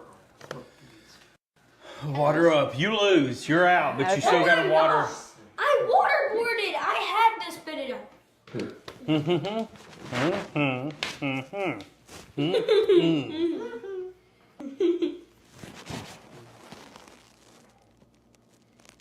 that an elf? Phantom tax. Phantom tax. That's on that booty? You owe money to some fans. It means you take somebody else's food. Oh, okay. Never heard that one either. Chode?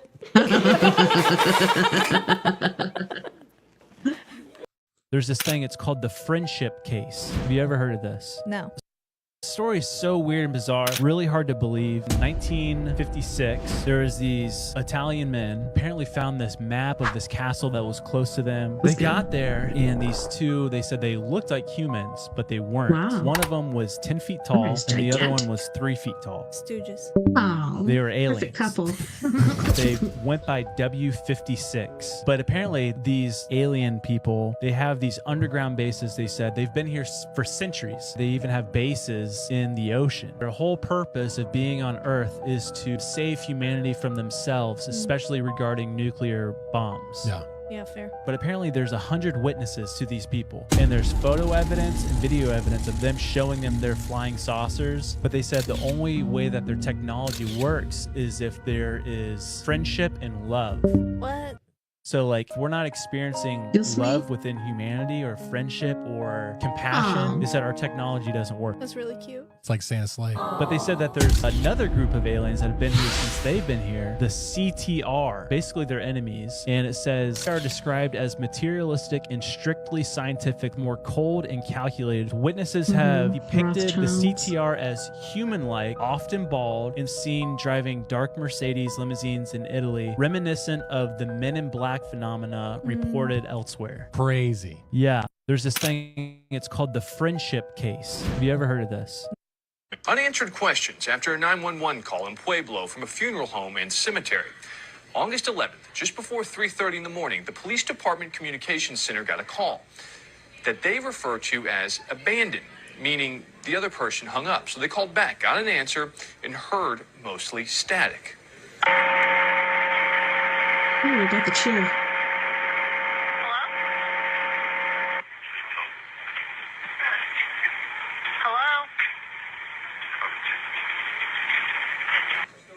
An officer was sent out to check out the funeral home and cemetery and says it was locked up and dark with no one in sight. So that phone call that you just heard was coming from this funeral home and cemetery in Pueblo, Colorado. The call came in at 3:28 a.m. And when the dispatcher at the police station picked up the phone call, they listened, nobody said anything, and then the caller hung up. However, as you heard in that video, the police dispatcher then called the phone number back, and that's when they got that spooky voice. That is just one of the creepiest things I've ever heard, I do have to say. And that call and voice came from somebody or something within the cemetery gates. There's just something so eerie to me about stories of people receiving phone calls or text messages from their loved ones who have passed on, or even in this case, receiving a phone call from an empty funeral home and cemetery. It's completely unexplainable. To this day, there's been no explanation, and that audio recording haunts me. Unanswered questions after. What if our machines could be more than just our tools, and instead a new type of companion species? I decided to make this world I'm describing a reality. I created 2 new machine species that I call aerobes. I released 12 aerobes so they could form their own small ecosystem. When you look at these aerobes, it gives you a feeling almost opposite to the uncanny valley. You know that they're mechanical, yet they feel palpably alive, and it makes you want to embrace and coexist with them. So I worked with my team to create what is called an artificial life simulation. This software allows each aerobe to develop unique behaviors and to respond autonomously to its environment. An aerobe might be curious about your heat signature and fly over to greet and flirt with you, while other aerobes are more shy and might go out of their way to avoid a crowd. My hope is that these aerobes will help us appreciate a more diverse way of living and being. This man exposes how dark Hollywood parties can actually be. Check this out, y'all. I've been through. So basically, I was working at UMG, like I said, for 9 months, right? I was invited to a Christmas party. Now, if you know UMG, if you know where the building is, around the corner, there's a bar. Now, I ain't gonna lie, there was a woman in there that I liked. She was like, yeah, I'm going. You going? And I was like, yeah, all right. You know, there was some higher ups in there. You know, we having drinks. Something told me not to drink because this is what they do. They get you drunk, get all the information they can get out of you and get you to sign these bogus ass contracts. That was one thing that kind of threw me off. And so he's like, yeah, you come to the party and I'll introduce you to her. There's Joni and Michelle. I'm drinking like an idiot, which I should have never did. This calls me over, says, hey, tell me about yourself. Mind you, I'm drinking beers, I'm drinking vodka, I'm drinking wine. But it seemed like my drink was stronger than everybody else's. I was f***ed up. So she's like, tell me about yourself. And I'm like, what do you want to know? She's like, what do you do? So mind you, then the lady, Michelle, right? And I never really liked her anyway, because she had a chain. She had a chain on that she wore every day faithfully. Now, when I tell y'all what kind of chain it was, she had horns of Canutus chain. And you know what this is? Canuto, the horns? She had that in 24 karat gold, and she wore it every day. And it was around her neck faithfully, so I knew what she believed in. She's like, what do you do? I'm like, I just work. She's like, ever thought of doing music? And I'm like, yeah, you know, I used to back in the day. And she's like, you believe in ghosts?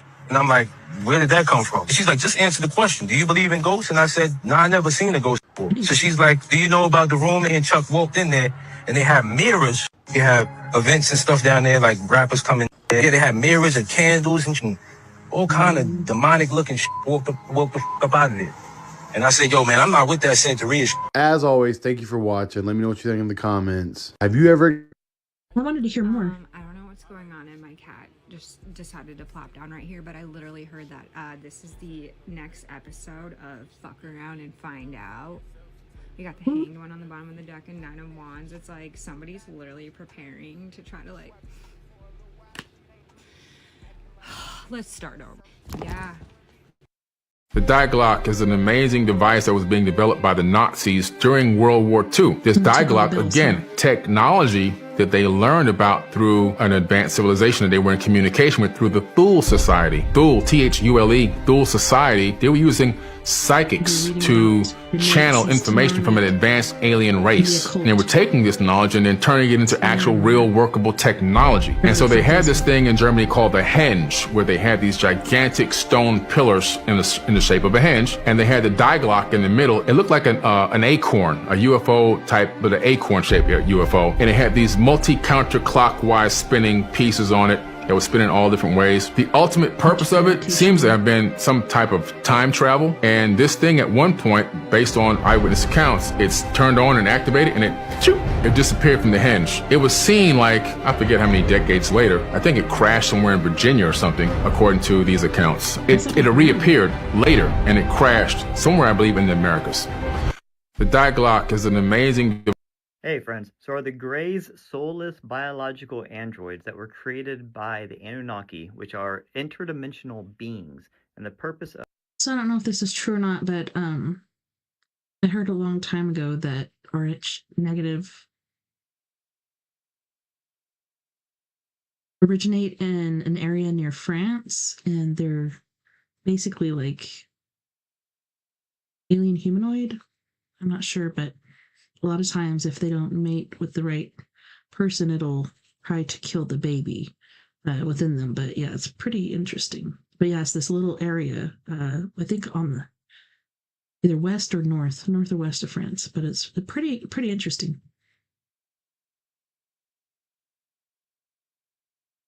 Of the Greys was to monitor the Anunnaki's creation on Earth, which is the Rh negative man, and that these Greys and their UFOs have sensors and capabilities of identifying and selecting the Rh negative people on Earth, and that if you are Rh negative, you are up to 100 times more likely to be abducted by these gray aliens. And the purpose of the gray aliens abducting you is that they're doing sort of investigative kind of like experiments and observations to see how the Rh negative people are doing and how they are integrating with the other species of humans on Earth, and sending that information back up to the Anunnaki, who created both the Greys to observe and the Rh negative humans on Earth. Huh. So that's wild, right? So I was sent that information by somebody who I actually very much trust. I've been communicating with this person for a long time, and they always blow my mind with their kind of inside data. And they told... Speaking of Greys, I don't know if you heard a long time ago on my show, I was talking about, and I've talked about it several times, my kids almost being abducted, but they were able to escape. Never mind, I can't think with the dog barking outside. And I was like, wow, that's super interesting. So I looked into it, and I was like, okay, is there any like verifiable kind of data or statistics that back up the fact that Rh negative humans might be not native to Earth, might be bioengineered by something else? And there is. There's this rhesus factor. It's this antigen that Rh negative people lack, and that antigen is tied to primates on Earth. So there's a theory that basically if you don't have that primate antigen, that you were not evolved from primates. Something happened along the way. And this was explored by Nick Redfern and a couple of his books, and a whole bunch of other researchers. It was on ancient aliens. A bunch of people have dove into this whole Rh negative and lacking that primate antigen and the rhesus factor is what they call it, and all this different stuff. Okay, and then there was a couple other researchers, Margaret Stoner, two different researchers that did a pretty big study on abductees, and found that yes, if you're Rh negative, you are way higher likelihood of being abducted by these Greys. And there's not any real peer-reviewed double-blind type studies, because most real researchers stay away from this topic. The government itself stays away from this topic.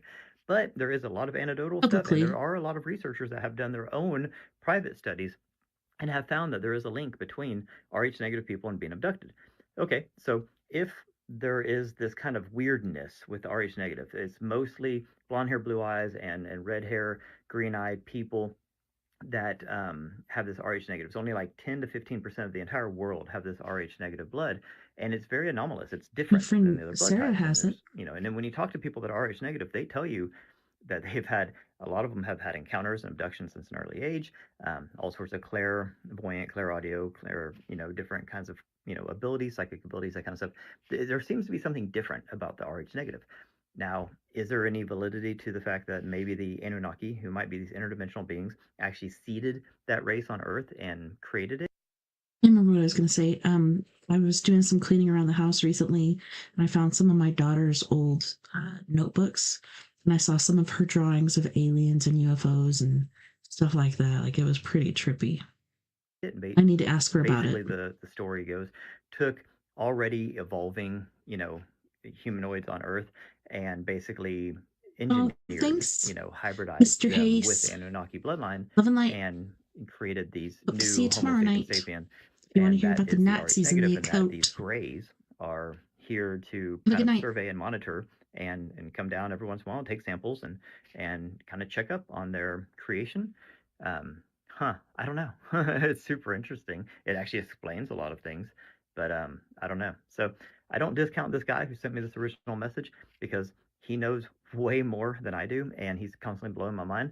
And then when I looked into this, there actually is some data that backs this up. So it's not just some crackpot theory. And no one else can explain why the abductions happen. And they do seem to be sort of centralized in like the more European and American areas. I understand they do happen all over the world. They And part of originated that, near according France. to Nick Redfern and a couple other people, is that they are not just monitoring the Rh negative people, but also monitoring look it how up on break. they are interbreeding and how they are mixing with other races. I don't know. Let me know your thoughts. Crazy stuff. Have a beautiful day. Peace. Hey. This is absolutely incredible footage. But it's pretty interesting how, like, they actually have medicine to keep, for the mothers to keep the babies. Anyways, on that note, boys and girls, we are going to go for a second music break. And on this break, once again, we have Mr. Jeff Hilliard from the Los Angeles area. I played him in a while because last time I played him, I think I got in trouble. But anyways, he's going to be singing Silicone Wave, Abandoned, and we're going to have Miss Mia Savage singing The Bottom Line. You guys don't go anywhere. We'll be right back after this music break.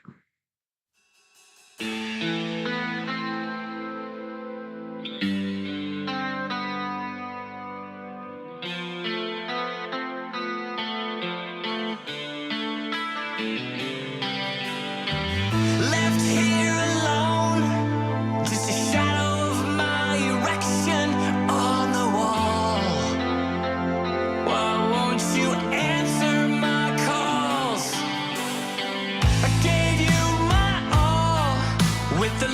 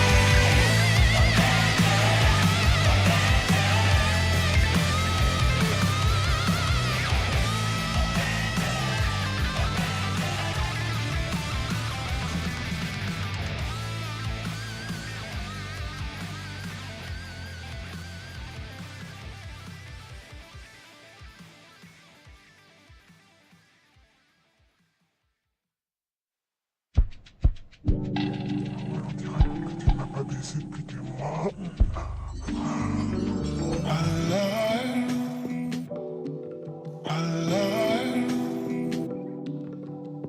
just got a package, I can't wait to get home. I spent all day tracking the shipment on my phone, all that she was lacking. I ordered custom, I can't wait to get some. Take it to the bedroom, bitches always nagging.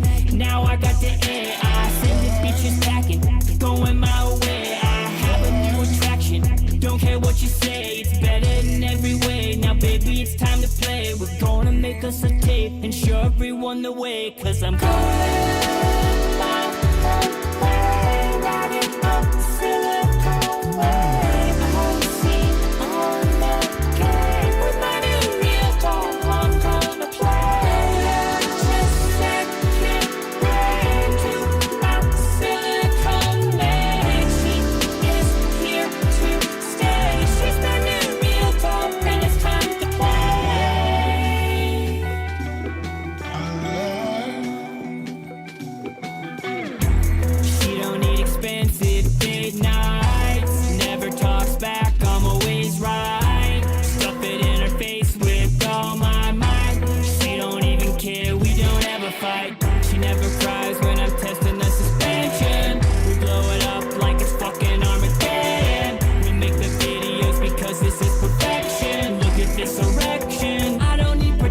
cause I'm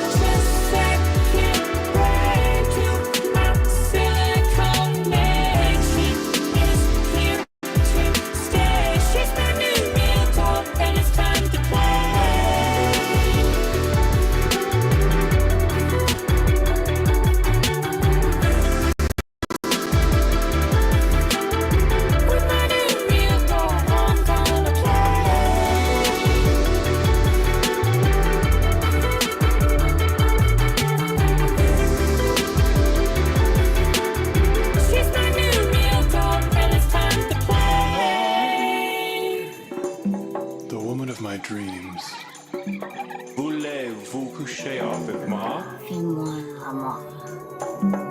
Je suis amoureux. Je pense toujours. Enchanté. Tu es charmant. Ma chérie, mon Tu es futur charmant. dynastie. Ils étaient le nipple. Tu es chaud. Fais-moi l'amour.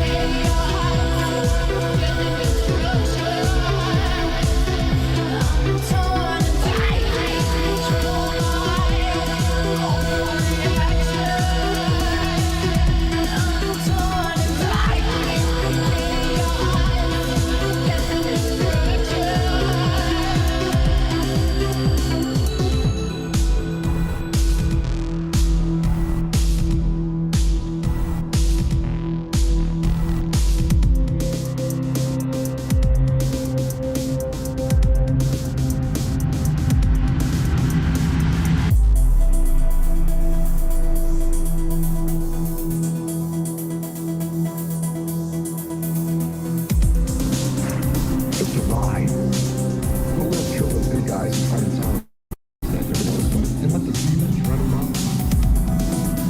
But it doesn't matter, because it's just a ride, and we can change it in round one. It's all we need is a choice. No weapon, no work, no job, no savings of money. Just a choice right now between fear and love.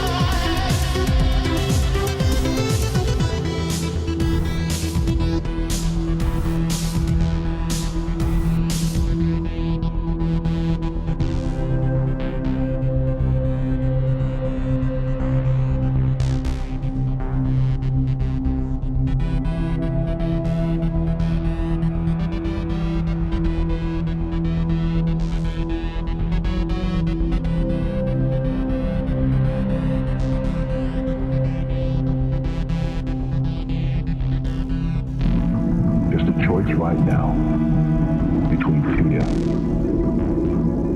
and love.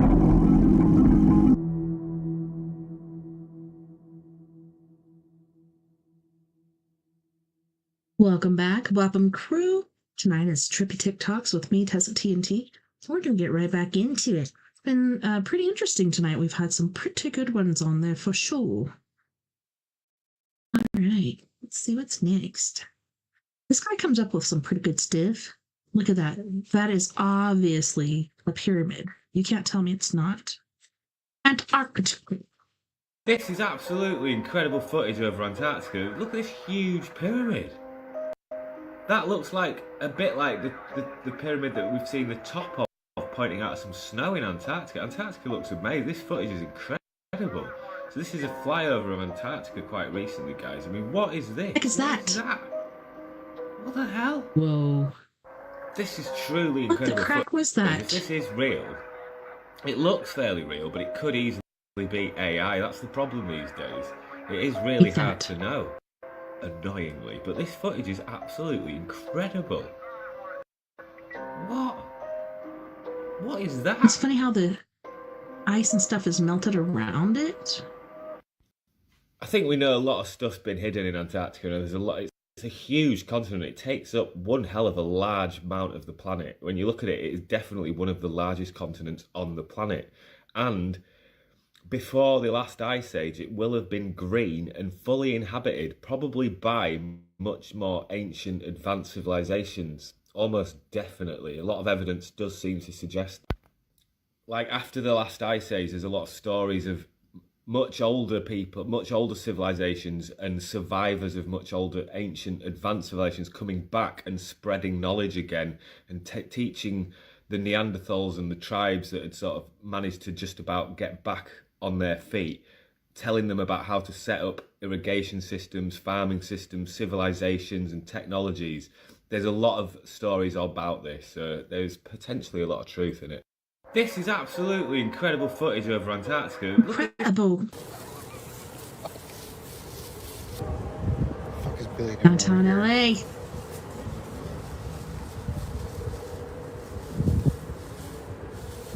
This guy's just cleaning off the spectral cobwebs, you know?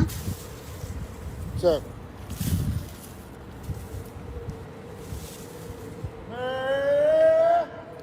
shit.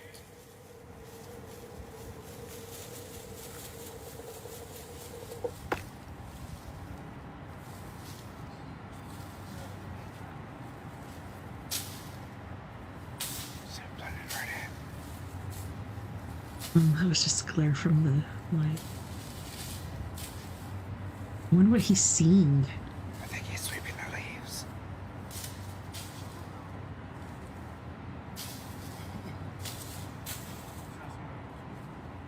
Yeah, I'm trying to see if I can clean it. You're doing an excellent job.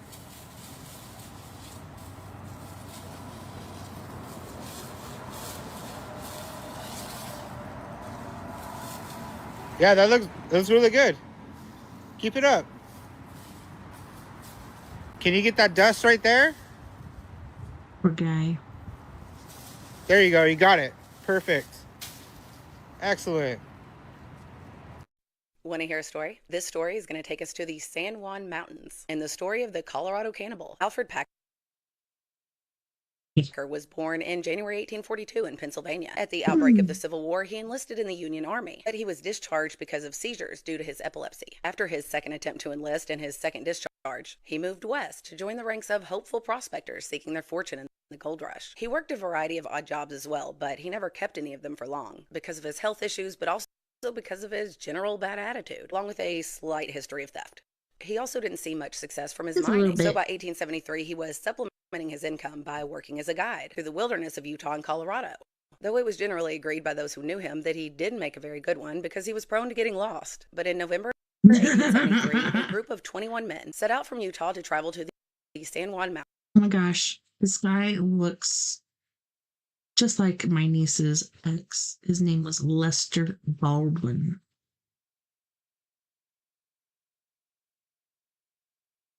Baldwin?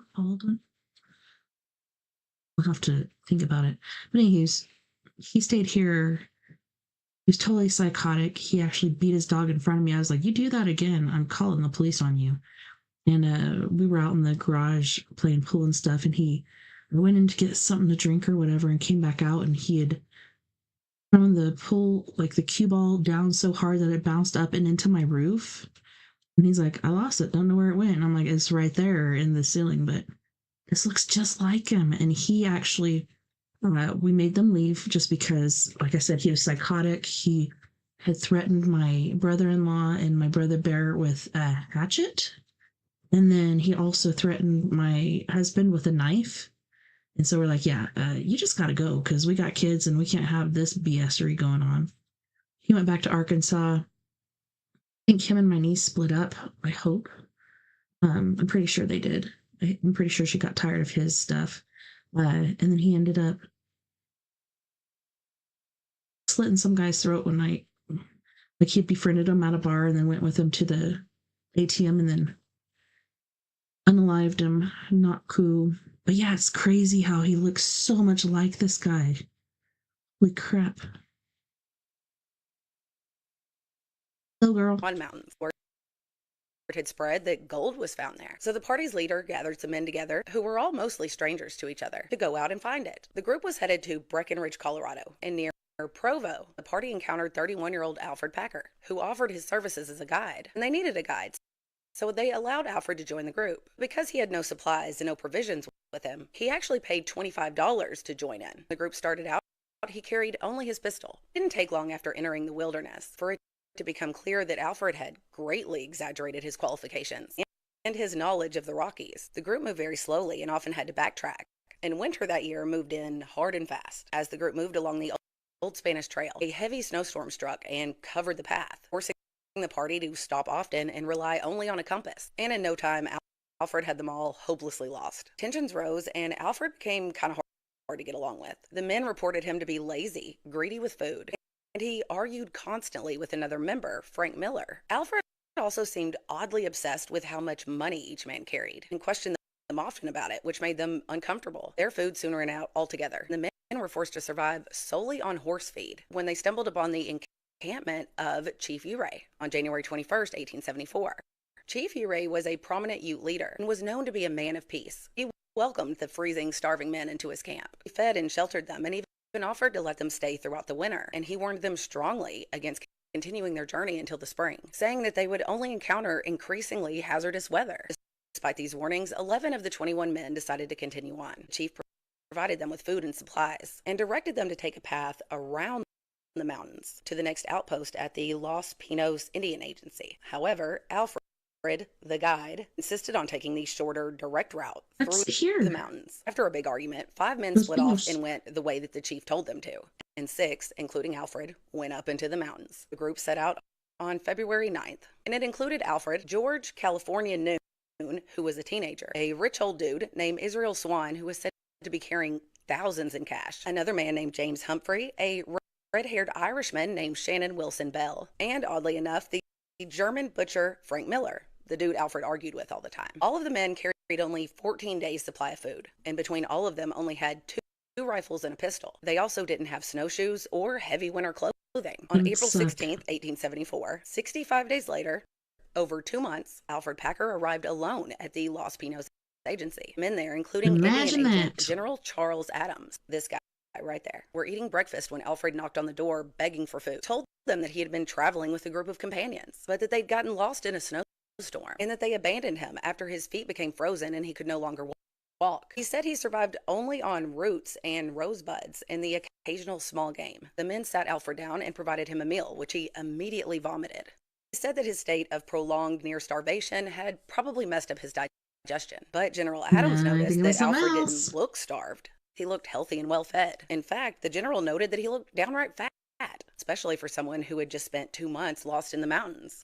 Alfred spent 10 days at the agency before traveling to the nearby town of Saguache. Is that how y'all say that? And Alfred became quite the big spender there at the saloon. And while he was there, he also had the bad luck of running into a couple of members of the original party who immediately questioned him about the whereabouts of the others. And Alfred nervously gave them the same story he told at the agency. But these men did not. Yeah, like I was saying, what she was saying before, like right here, behind her.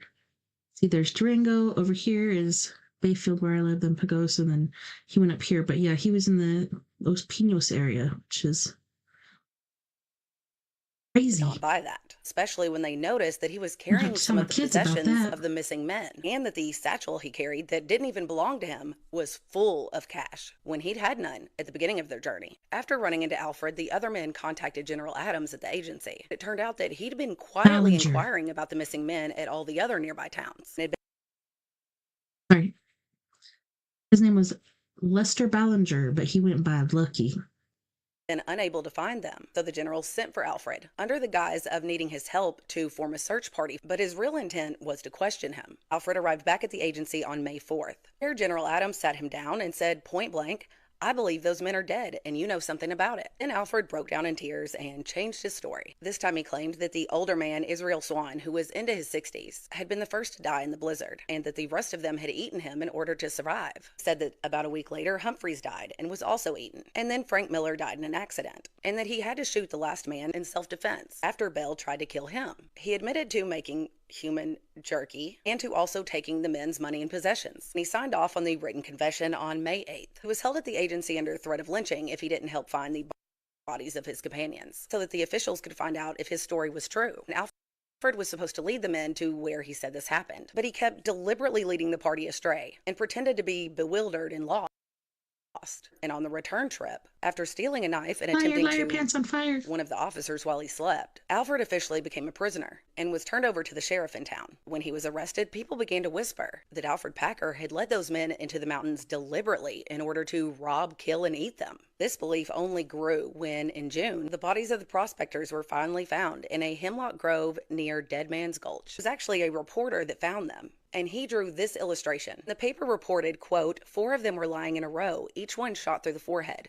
Their blankets were still over them, showing conclusively that they had been killed while sleeping. The 5th man, Bell, was laying some distance away with his head cut off. Signs of a struggle appeared, and it was evident that he'd fought desperately for his life. Most of the flesh was cut from Bell's body, but the others were not mutilated as badly, which proved the party was not out of provisions when killed and that Packer had killed all of them. They also found the shanty Alfred had stayed nearby, with a well-worn path leading from the shelter to Belle's body and back. But while this discovery is being made back in town, Alfred had managed to escape from his jail cell and disappeared. He was finally found 9 years later near Fort Fetterman, Wyoming, where he was going by the name John Schwartz and working as a miner. He was transported by train back to Denver, where 100 people gathered to see the people-eating murderer. And he arrived on March 16th, 1883, and General Adams was there waiting for him. There, Alfred Packer changed his story for the third time. This time he confessed that the 5 men hadn't gradually died along the way, that they had been murdered. But of course, not by him though. He claimed the party had all made it to Dead Man's Gulch. And while the others set up camp, he took one of the rifles to go try to hunt some food, and to also find the highest vantage point so that he could try to figure out which way to go from there. He claimed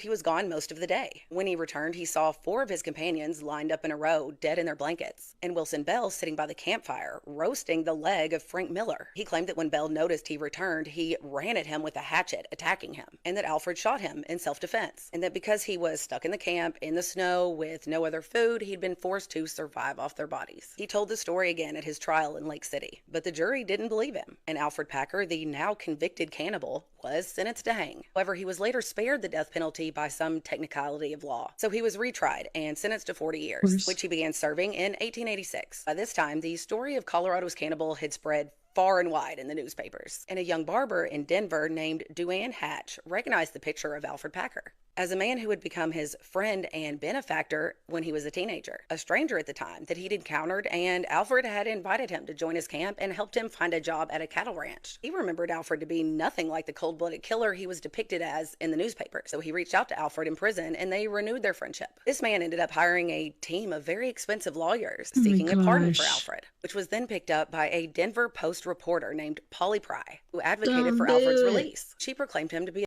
a victim of circumstance and misfortune instead of some cannibalistic murdering thief like everybody thought he was. Eventually, through their work, the public perception of Alfred turned, and many others joined in seeking his release. And as Governor Charles Thomas's last act before leaving office in January 1901, he paroled Alfred Packer instead of giving him a pardon. After Alfred's release, he got a job as a security officer at the Denver Post, and he spent the rest of his life living in Littleton, Colorado, where he was well liked by his neighbors. In fact, he was described as a kindly man who would take children on his lap and tell them of his early days in the Old West. He died on April 24th, 1907, of stomach and liver problems, and he was buried at the Littleton Cemetery. And the mountaintop where this incident occurred was named Cannibal Plateau, and there is a marker at the Packer massacre site, as well as a memorial and graves of the 5 men. But still to this day, no one really knows what happened here. Whether he killed them in cold blood in order to steal their belongings and eat them, or if he too was nearly a victim and just did what he had to do to survive, is still an enduring mystery. So what do you think Alfred Packer was? A cold-blooded cannibal or a victim of circumstance? Let me know. Want to hear a story? Monsters are not always something out of myth. Just can't stand her. I love Erin so much. I can't believe she did this. And legends, folklore, your imagination. Sometimes the monster is very human and is the one closest to you. This is a breaking story. She spends the rest of her life affecting the crew of Ghost Adventures. You may or may not have heard, but within the last 48 hours, the wife of Aaron Goodwin had been arrested for an attempted murder against her husband, a murder for hire plot. This is truly diabolical. And it honestly has blindsided everybody, and I'm sure including Aaron. The devastation and betrayal he must be feeling, it's truly tragic. And the following videos are literally of them just seemingly happy, a happy married couple. But like I said, it's always your nearest and dearest that sometimes you have to worry the most about. You got this, babe. I don't like it. I might throw up. It's a haunted house. I don't want it. She's definitely afraid of haunted houses, but at least it's not real ghosts. Well, there are real ghosts in here, actually. Ah, no! Send help! Okay, I'm recording. What do you want to say? I think I know what happened to all your hair. What the fuck? Why? It's all of these years of ghost hunting, it got scared off. Oh my god, what the fuck?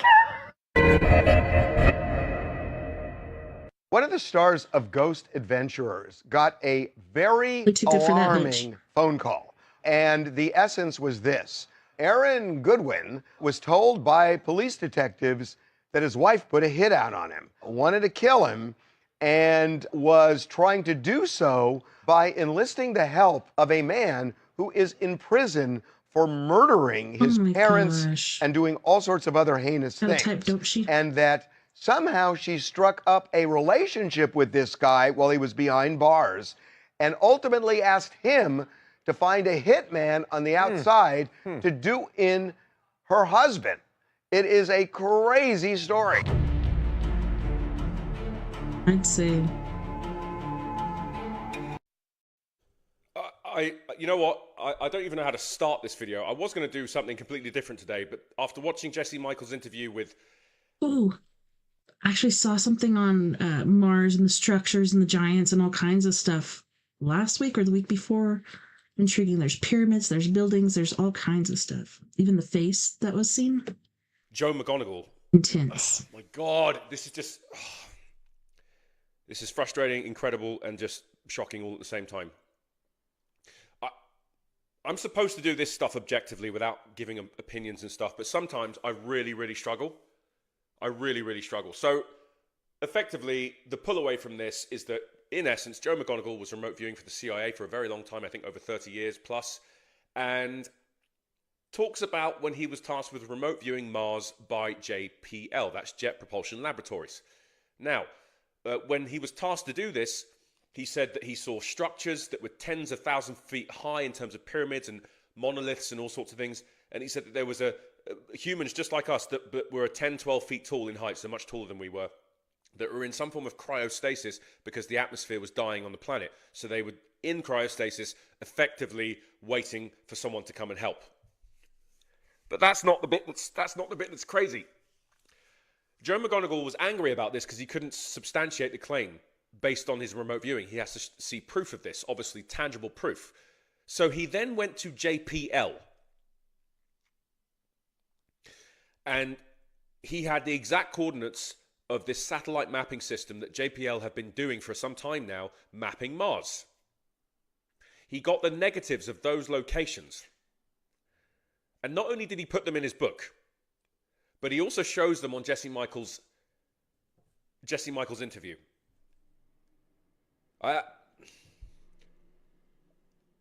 You guys have to see this for yourself. He said that they're not hiding anything. He said that you have to know exactly what you're asking for in order to get them, but they're not hiding it. They're just not talking about it. So they're not hiding it. So if you have the exact coordinates as a taxpayer in the United States, you can go to JPL and demand those negatives because it's paid by the taxpayer. He showed the images on the interview. I'm talking about things with buttons on it and... dude. Yeah, the thing that looked like a giant cell phone. This one I'm struggling with a lot. But look, the point is my role is to objectively report on all the stuff that's going on. This is news. So what he's saying is when he was tasked with remote viewing 1 million BC on Mars, there was a civilization there of humans just like us that were 10 to 12 feet tall that died out because they had a deteriorating atmosphere. Mm-hmm. He also has an image of some sort of underground facility or a catacomb or something with wires and complex sort of structures that had a red light flashing on it. And then when he went back to that image, I guess a few years later, the red light had stopped flashing, which implies that there could still be someone there. Like, dude, what the...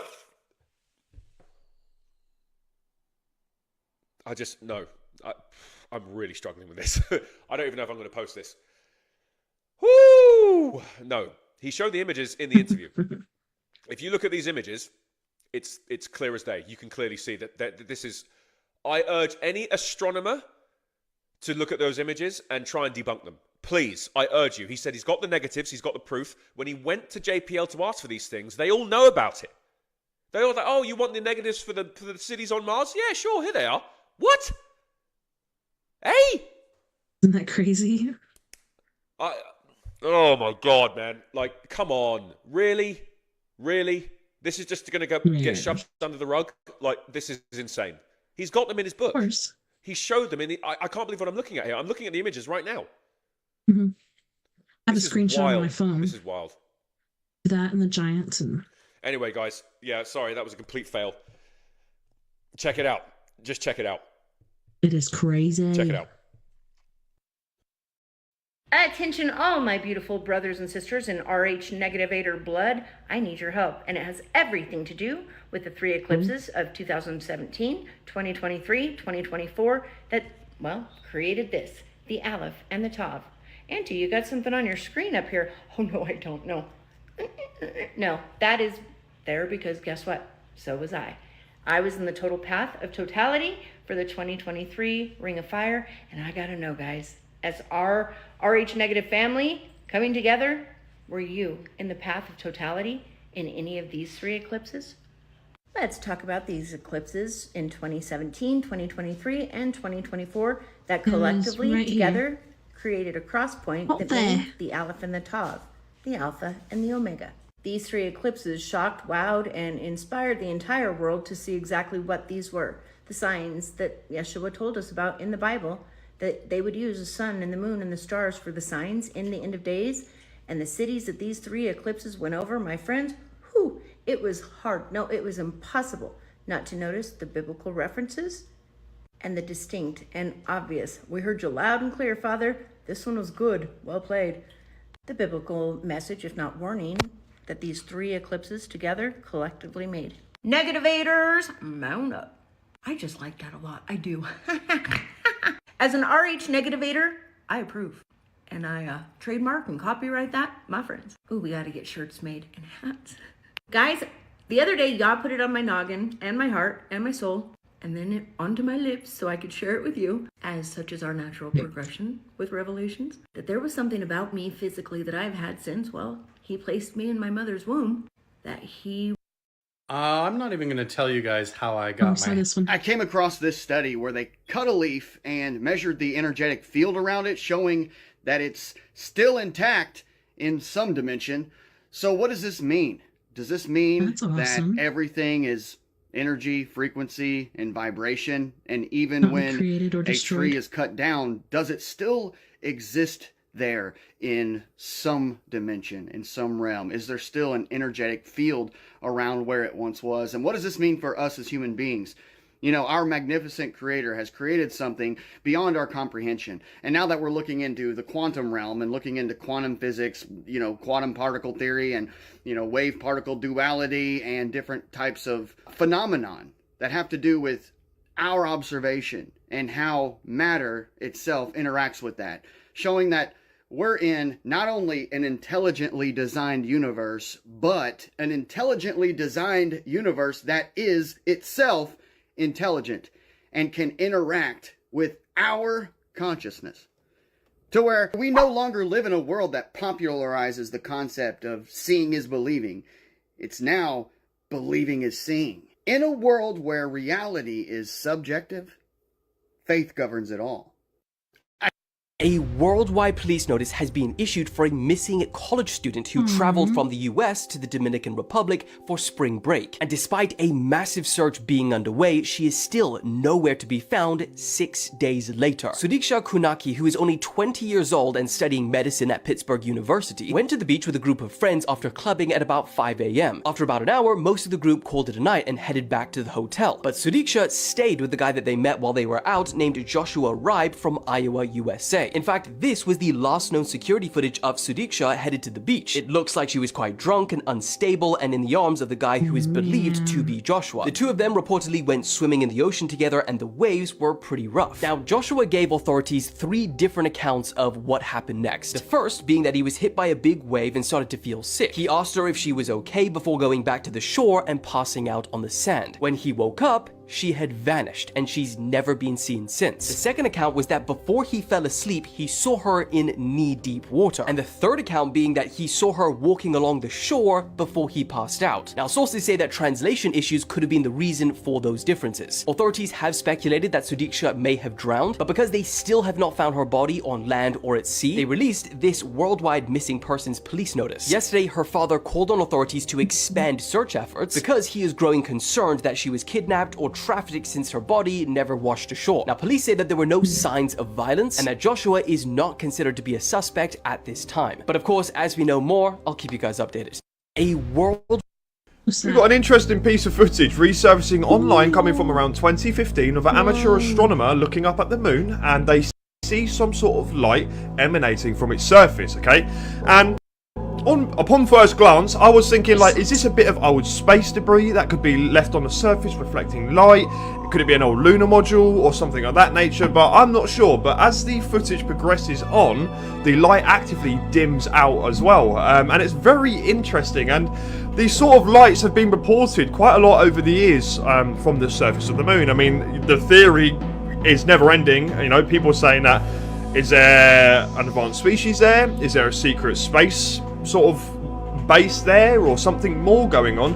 Or is it something a bit mundane? But it doesn't move any sort of location. It stays in the same sort of vicinity as it is, and as it kind of progresses, it starts to dim out.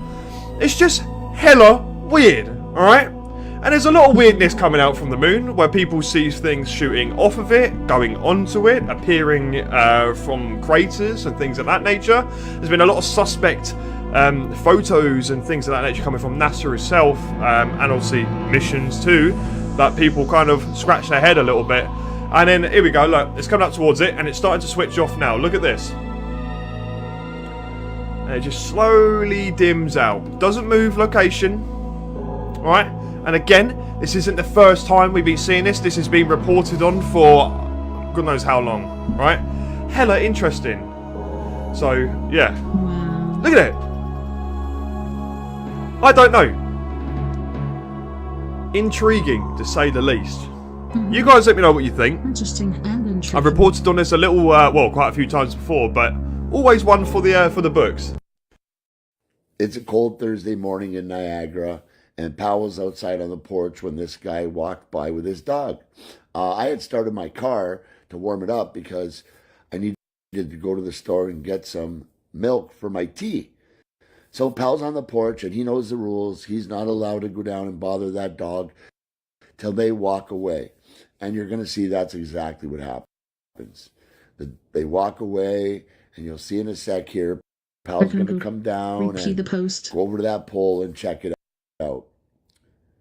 Remark it. Right? Yeah, there he goes. So Pal goes over and check the pole out, and at this point, I'm getting ready to walk out the door, and I open the door, and you can see him look at me there, and tell him I got to go to the store.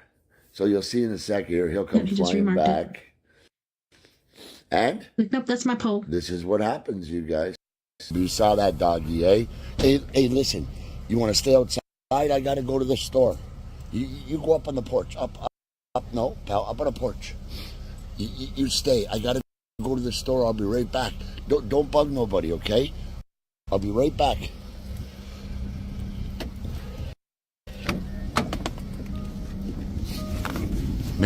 Make sure you stay home, be a good boy. I'll be right back. So I start to pull away, and that good boy of mine just sits and watches my car. Where you going, Dad? Now, let me just say this, guys, as a PSA.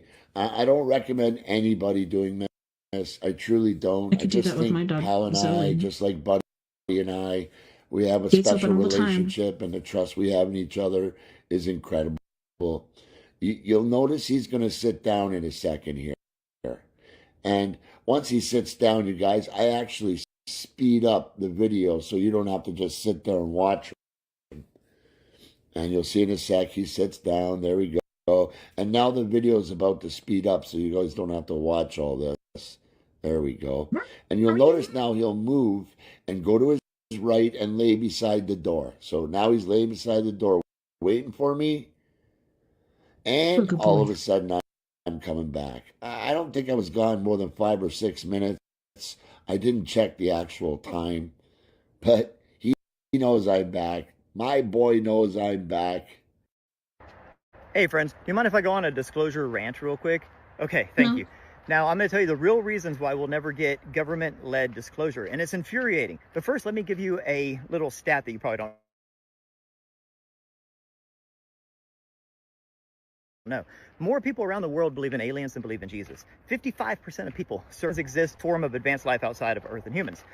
Only 35% of people surveyed said that they believe in Jesus. Fewer than that believe Jesus is the Son of God, and more than 55% believe that aliens are a concept that is possible. Okay, so the majority of people in the world believe in aliens. The vast majority believe that aliens are a possibility.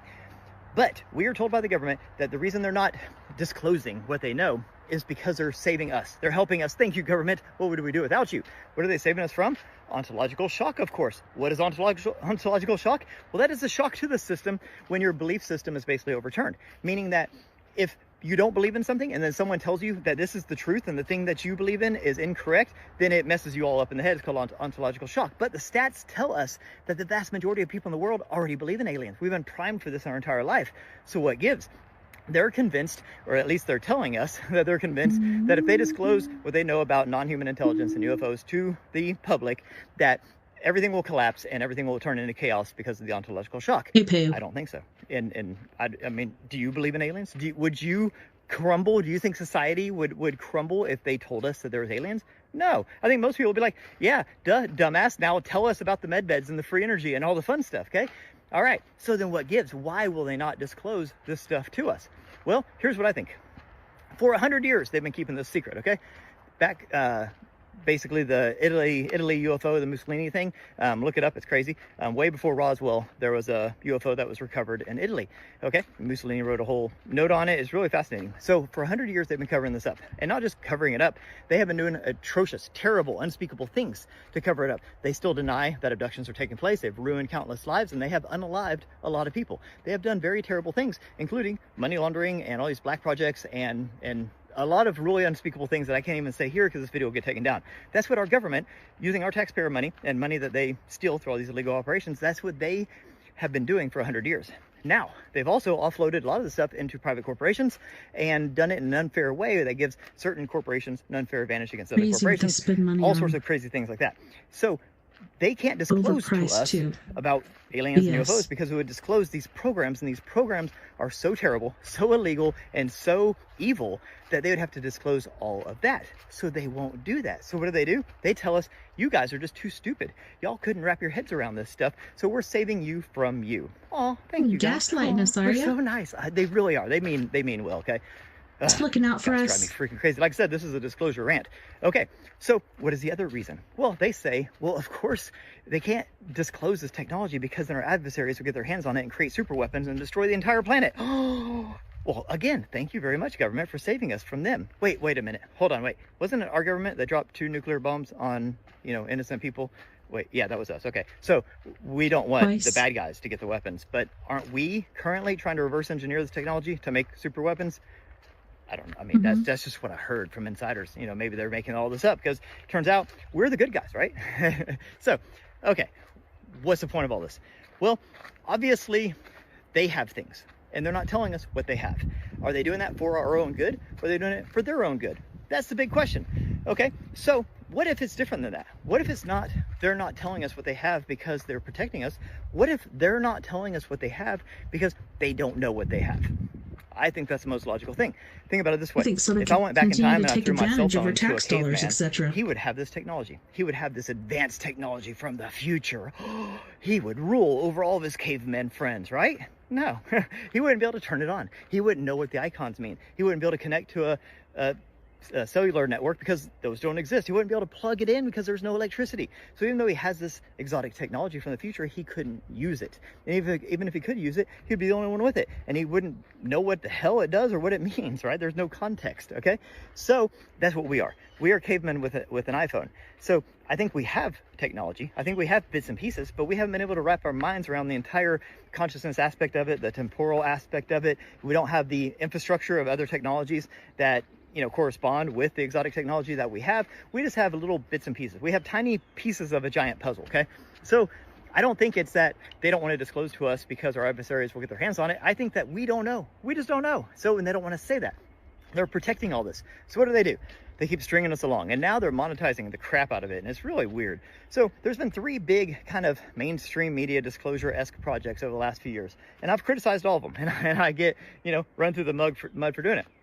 The first was Lou Elizondo's book, Imminent, which I thought was a bunch of BS, man. I mean, this is the guy who is at the top of these programs. He knows everything about everything, and he's telling us stuff that you can find on the internet with a 5-minute Google search. I mean, come on, dude. It was laughable. And I was told at the time, Jordan, it's not for you. It's for the newbies. It's for the uninitiated. It's for the people that don't know anything about anything. This gets them up to par. Okay. I took my foot off the gas at that point because I was like, cool, maybe this is a necessary tool. And then this movie came out called The Program. Okay, I was like, yay, they blew it up, made a big deal out of it and everything, just like Lou went on all the CNN and all that kind of stuff, you know. This stuff doesn't happen naturally, organically. This is promoted by within. So this is what they want us to see and hear and know. So then the program came out. I was like, okay, we're going to get somewhere with this, okay? Big splashy movie. Nope, same stuff that we've always heard, same talking heads. Now a new movie came out, Age of Disclosure, even bigger budget, even bigger names, 37 or something like high up Intel people, and they're all going to come out and tell us all their goodies and secrets. Same stuff. And when I criticize all these, I'm told the same thing. Jordan, it's not for you. This is for the newbies. This is just getting everybody caught up, right? Well, we've been getting everyone caught up for a long time. Colonel Corso wrote the book The Day After Roswell in 1996 and exposed way more than any of these people have. That was 27 years ago. So why are we still like sitting here saying that people aren't ready? The data says that people are ready. The data says people already believe in aliens, right? More people believe in aliens than believe in Jesus. They're not hiding the Bible from us. So what gives? Okay. So I think it's infuriating because now they're monetizing it. Now they're basically gatekeeping, and now they're saying, hey, the big boy crew gets to, talk about this stuff and have this stuff, and then they'll just trickle down little crumbs to the average. Me and my friends are out here just trying to get the truth. We are working hard to figure out the truth of reality and what is going on. Now, if that truth is hidden from us from the system itself, meaning we're in some sort of a simulator for consciousness development, and the rules of the game say that we can't know these things, and it's hidden from us for our own good that way, cool. That's the rules of the game. I'm not going to argue with that. But if it's being kept from us, from greedy, corrupt people inside the government because they just want to, hoard all this information for their own good, that's not cool. And at that point, the collective has more power than any one person or any small groups. And the collective needs to take the power back because I think we're past the point of slow drip. I think we're past the point of ontological shock. I think we're past the point where the average person just doesn't know any of this stuff and is uninitiated. Now, the average person might not know all the nitty-gritty details and intricacies, but they are already open to the idea that aliens exist. How could they not be? So at this point, they're not saving us from us. They're saving them from us, okay? And people need to realize that. There's a lot of us. There's not a lot of them. I don't think we should be sitting here eating their crumbs off the floor anymore. I think we're way past that. We deserve the truth. And I'm out here looking for it, and I'm tired of people hiding it from us. I don't think we should play that game. Let me know what you guys think. Have a beautiful day. Peace. Hey, friends. But halfway through, the wording changes, and it's no longer talking to this king. It's clearly talking to a divine being. And in there it says, you were in the Garden of Eden. You were made perfect in all of your ways. And it says, every precious stone was your covering. Tardis, topaz, beryl, onyx, jasper, and it names all these stones. And in the Masoretic text it lists 9, but when you go to the Septuagint they list 12. And it says, that these garments were beautiful and had gold inlays and all these, shiny, pretty things all over it. And it says that you profaned your sanctuaries, and you were cast from the mountain of God as a profane thing. And, and the scholarship is unanimous that this is talking about Satan. And when I read that, I was like, this sounds like the priestly ephod, because they wore this ephod with this breastplate that had 12 stones. And those stones are multicolored, and it's got all these little gold inlays and pins and tassels. It's really ornate. And then it goes on to say that he profaned his sanctuaries. I was like, it's painting Satan in a priestly role. But halfway through, was a Tic Tac UFO seen on Mars in one of NASA's own photos? Yeah, this is an image from Mars taken by NASA in early March. And that sure looks like some kind of Tic Tac UFO to me. In fact, people are talking about this thing all over social media. But I got the original NASA photo and then zoomed in to show you the Tic Tac. let's just get right to it. Here we go, baby cakes, but we gotta zoom in. Can you see it? Right there, floating? Doesn't that look like one of those Tic Tac UFOs? This is NASA's own image, baby. Now let's compare that to other images of the Tic Tac UFO that have been seen on Earth. Here's one, and yeah, it looks like a Tic Tac, kind of a big Tic Tac. Oh, but there's not just one of these. Here's another one, and remember, the U.S. military and their pilots have seen these things with their own eyes. But my question for you is, what do you think of this image taken by NASA on Mars? Trust them. It looks like something floating, something that looks like a Tic Tac UFO. Let me know your opinion, Booshkies, in the comment section. Shabadoo! You can just call your local pet shop and say that you're an aspiring taxidermist and your instructor told you to give them a call to see if they have any dead loss overnights that you could start coming in the morning and picking up to take off their hands to practice on. And anyone can do this. They're not going to be like, well, make sure you bring your taxidermist certification. There's nothing. You can just say you're doing it and call them and they'll give it to you. You'll come home with a nice bag full of hamsters, gerbils, mice, parakeets, whatever, and you can do whatever you want with them. You can bury them. You don't have to do taxidermy. But if you want to do taxidermy, you just cut it under the chin with a scalpel and then skin it, and you're left with the skin and the inside form. Now, make sure you got all the fat off the skin and then just kind of rub some borax into it and then lay it out with more borax on top to dry for a little bit, a couple days. In the meantime, you're going to have this carcass, so you're going to want to take some clay that can cure in your oven and make it the same form as the carcass, but instead of having eyes, put little dents where you want the eyes to be. Once you have the dried pelt and the cured mold, you're going to put the pelt over it and make sure you get everything in the right spots and all that, and sew it with some fine thread and then glue it like around the mouth and other openings that you want to stay shut. And then you can just get some glass eyes or marbles or BBs or whatever you want and just glue them in the sockets that you had and kind of put the skin out over it so it looks like it's in there, and boom, you're a taxidermist, and you don't ever have to go Christmas shopping again because you can just give all your friends dead parakeets. You can just call your local pet shop and say that you're an aspiring There is a cemetery right underneath my feet, which is on the backside of my property. Let me show you really quick. Now, back here in the back of my property, underneath a cypress tree, which is commonly referred to as a cemetery tree because it wards off evil spirits, are a collection of oddly placed linear rocks. We're gonna sit here right now for a couple of minutes, see if I get anything on my spirit box. So let's see if they show up right now. Hey y'all, if you are here and you're around, just come over and talk. Ooh, I just got the most weird chills all over my body. Making sure there's no spiders. Hi, is anybody here? Were you buried here? At home. Are you from the fort that was right there? Is your name Robert? I keep getting the name Robert. Robert, are you here? You. It says you. Do you know why you passed? Oh my god, I just got an image of somebody either getting stuck in the eye. Saw ghost. Ghost. Oh my god, saw a ghost. Ghost. Oh, it's backwards. Robert, you're not a ghost. Kind of. I guess you are. Robert just made me see how he passed. I think an arrow. Robert, do you haunt these woods? I keep saying I died. NATO. Interesting about NATO is that the gentleman that used to live on my property, his name was Cecil, he passed during World War II in France before that was formed. So I think we have a combination of my old property owners, gentlemen that probably crossed over during a Native American battle. It was him and his family. Are you okay now? My dice. Hey, dice. Do you have a boy? Do you have a son? Otto. Otto. Was your son's name Otto? So Otto and Robert. Are you here still? I don't feel you. The thickness is gone. There was a thickness there for a little bit.